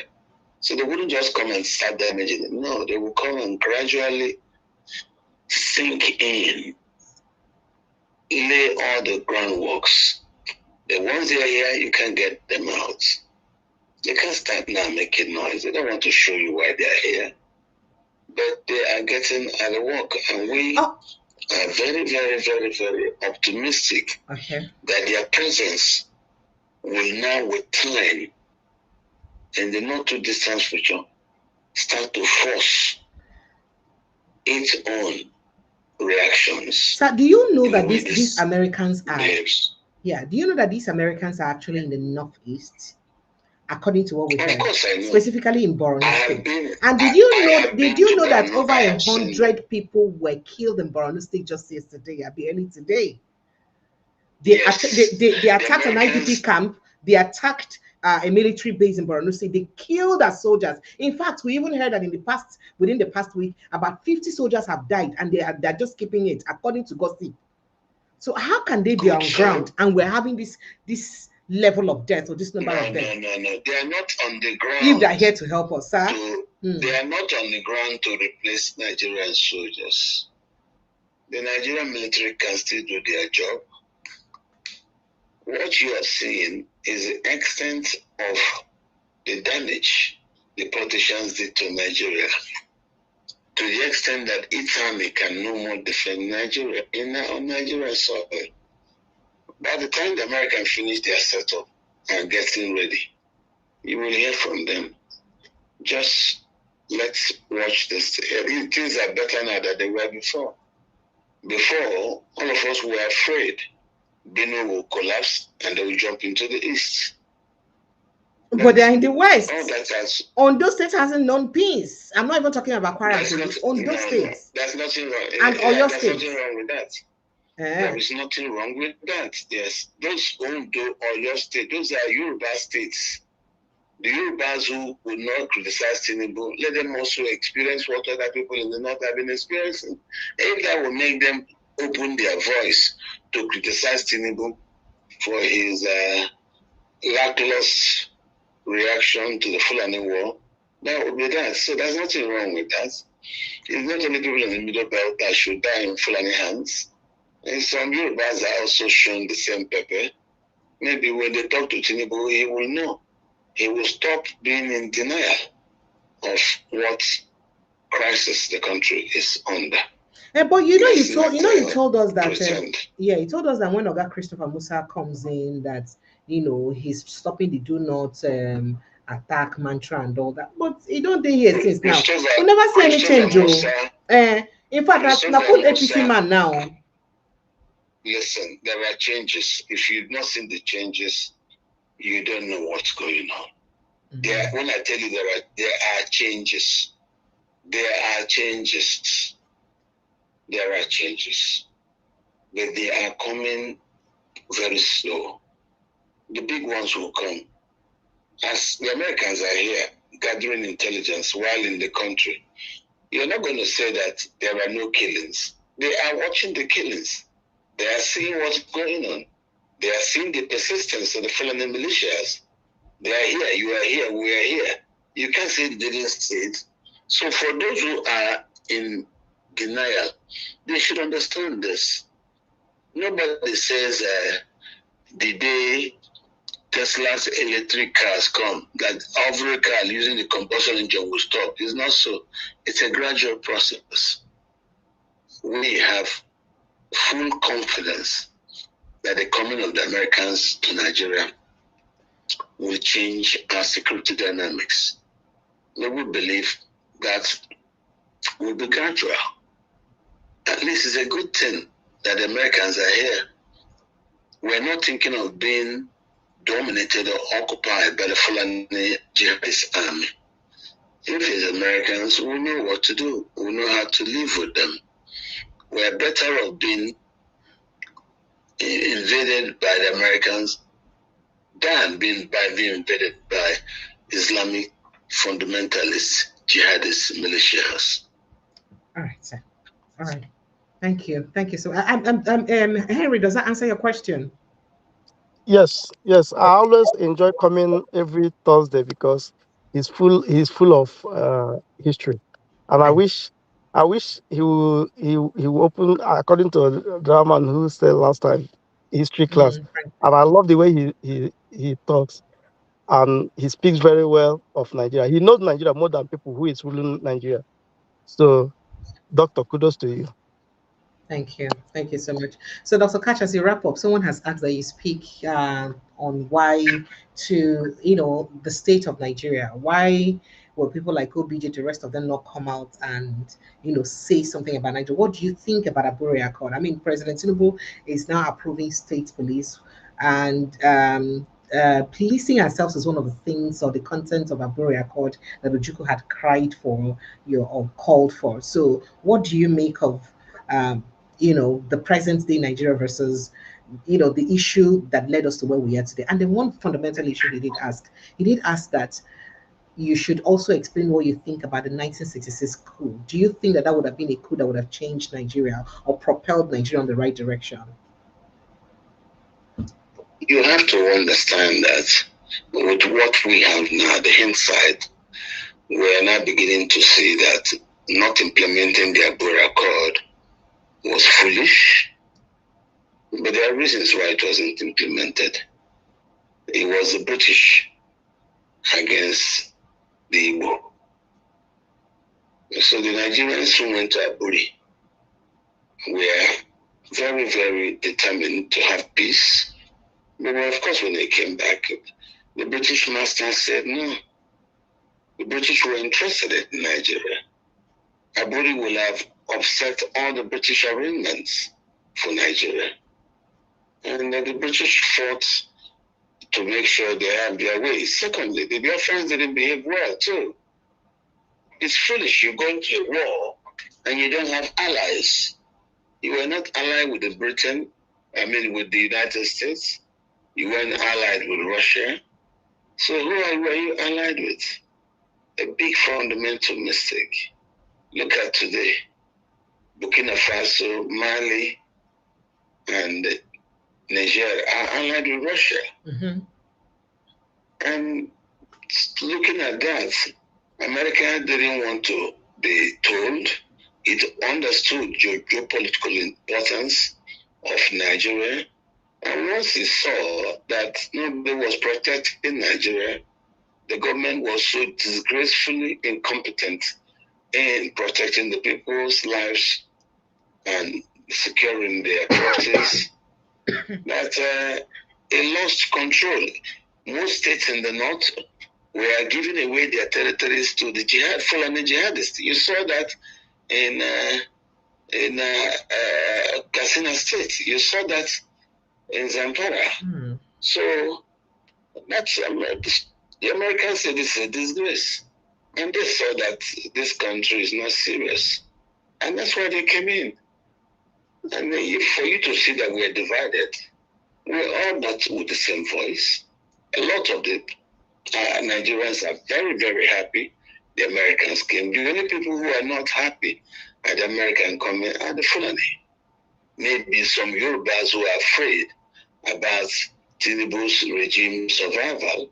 That's all. But everybody wanted a stop to the jihadist killings being perpetrated by the Fulani militias. I remember when I was talking, someone said, no, you're trying to. I said, this is how you tell the truth. Don't be afraid of what somebody will say, so you don't want to call it. And when the Americans came, what did they do? They verbatim repeated my words. It was the Fulani. It's not the North. It's not the Hausa. It's the Fulani.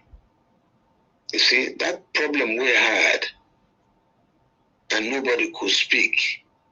What even the Tinubu behavior showed you was Buhari was successful in getting the Fulani to Afghanistan, our military. It was, remember I told that to you last year, it is the Afghanistanization of the Nigerian military that made it fall apart. And because we didn't have a military that cannot protect Nigerians, our friends in the international community insisted that they would come and help us. Even when they said they would come to help us, our government was in denial about the truth. But the Americans forced themselves here We never accepted it. So let's see what tomorrow will bring. I speak with a very strong sense of history. Remember, I was talking about this Fulani crisis 12 years ago, 13 years ago on television, when most Nigerians didn't know what I was talking about. And 12, 13 years after, the Americans came verbatim, embraced my words. Check television, check the internet. What I've been saying for years is exactly where we are. The Military Allah Cultural Horror, led by Abdullahi Bello Bodejo. Bello Bodejo is, by the way, from Niger. The Tabita Polaco, and of course the Military Allah Cultural Readers Association, led by the Sultan. These are the people responsible for this genocide. And of course the other Fulani leaders who believe that they should use violence to seize the country. To seize the country. They wanted to now extend and nationalize their advantage over the Hausas. That's what it is. When they were able to sit over the Hausas in colonial arrangement of settler colonial entities, they now think they can export it to the rest of the country. And that's how we have this war. So I'm not going to listen to that nonsense Nuribal is saying. The killers are not Nigerians. They came from outside. They are looking for land. If they are Nigerians, they don't have land. They have a state. All the people right now that we're talking of going to remove from communities where they've occupied in Benue, in Plateau, and other places, these are not Nigerians. They are not Nigerians. So when we about to say they are our brothers, they're not our brothers. These are foreigners who came in under the Buhari administration. They didn't have land. Nobody gave them land. And that's why they started killing to take land by force. So let's get rid of them. And those who are worried about me, don't worry about me. I'm strong. All right. We have succeeded. We will get free. And we can at least pray that we can get back to normal and live our lives in peace. All right. Thank you. Thank you so much, sir. I appreciate you big time. Thank you very, very much, sir. Thank you very much for having me. Thank you to the audience for also tolerating me. But I can reassure you that things will come out.